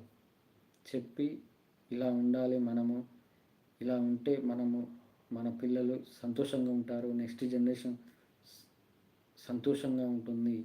నేను నా దైవకార్యంలో భాగం ఏంటి, నెక్స్ట్ జనరేషన్ మార్చాలి అని. ఈ జనరేషన్తో పాటు నెక్స్ట్ జనరేషన్ కూడా మారాలి. ఆ వెంకటేశ్వర స్వామిని దర్శనం చేసుకోవడానికి నేను thank you so much for liking. నేను వెంకటేశ్వర స్వామి దర్శనం చేసుకోవడానికి నెక్స్ట్ వీక్ వెళ్తున్నాను. ఆయన ఎలాంటి అడ్డంకులు లేకుండా ఆయన దర్శనం కలగాలని కోరుకుంటున్నాను. నెక్స్ట్ వీకే సాటర్డే మహాశివరాత్రి రోజే దర్శనం చేసుకునే భాగ్యం కలిగితే ఇంకా సంతోషం. ఈ వారం చాలా సంతోషం. కామెంట్స్ కూడా చాలా మంది చూస్తున్నారు, చాలామంది పెడుతున్నారు. కొంతమంది మంచి అభిప్రాయంతో పెడుతున్నారు, కొంతమంది టైంపాస్ తోటి పెడుతున్నారు. సర్లే, వాళ్ళు కూడా తెలుసుకునే రోజు వస్తుందిలే. ఏదైనా కానీ టైం రావాలి కదా వాళ్ళకు కూడా. ఓకే, నెక్స్ట్ వీక్ అధ్యాయం 3 కూడా అది దాన్ని వివరించే విధానం బట్టి నేను చెప్తాను. 3rd 4th అనేది చెప్తాను. ఇక ఇప్పటికే 2 hours పైన అయింది కాబట్టి ఇక అందరికీ 20 లైక్లు వచ్చాయి. అందరికీ సంతోషం. నాకు మీరు నన్ను అర్థం చేసుకుంటున్నారనే భావనతో సంతోషపడతాను, కానీ లైకులు మీద కాదు. మీరు నన్ను అర్థం చేసుకుంటున్నారు, మీరు మారుతున్నారు, నా వెంకటేశ్వర స్వామి వైపు వస్తున్నారు, ఆయన అనుగ్రహం పొందడానికి మీరు దారి చూసుకుంటున్నారు అనే భావన ఉంటే చాలు. నాకు అది ఉంది, నాకు నమ్మకం ఉంది. ఆ వెంకటేశ్వర స్వామిపై నమ్మకం ఉంది. ఆయన ఏదైనా ఎవరితో ఏమి పని చేయాలి, ఎవరిని ఎక్కడ ఉంచాలి, ఎవరితో ఎలా పని చేపియాలి అనేది అన్నీ తెలుసు ఆయనకు. అందుకే ఈ కలియుగ భగవద్గీత ఛానల్ సబ్స్క్రైబర్లు అయినా, లైవ్ చూసే పర్సన్స్ అయినా ఆ ఏడుకొండల వెంకటేశ్వర స్వామి అనుగ్రహం పొందడానికే వాళ్ళు నన్ను ఫాలో అవుతున్నారు. నా ఛానల్ని ఫాలో అయ్యే వాళ్ళు నన్నే కాదు, ఆ వెంకటేశ్వర స్వామిని ఫాలో అయినట్టే. ఓం నమో వెంకటేశాయ నమః. మళ్ళీ వచ్చే వారం మళ్ళీ కలుద్దాం. ఓం నమో వెంకటేశాయ నమః. గోవింద గోవింద.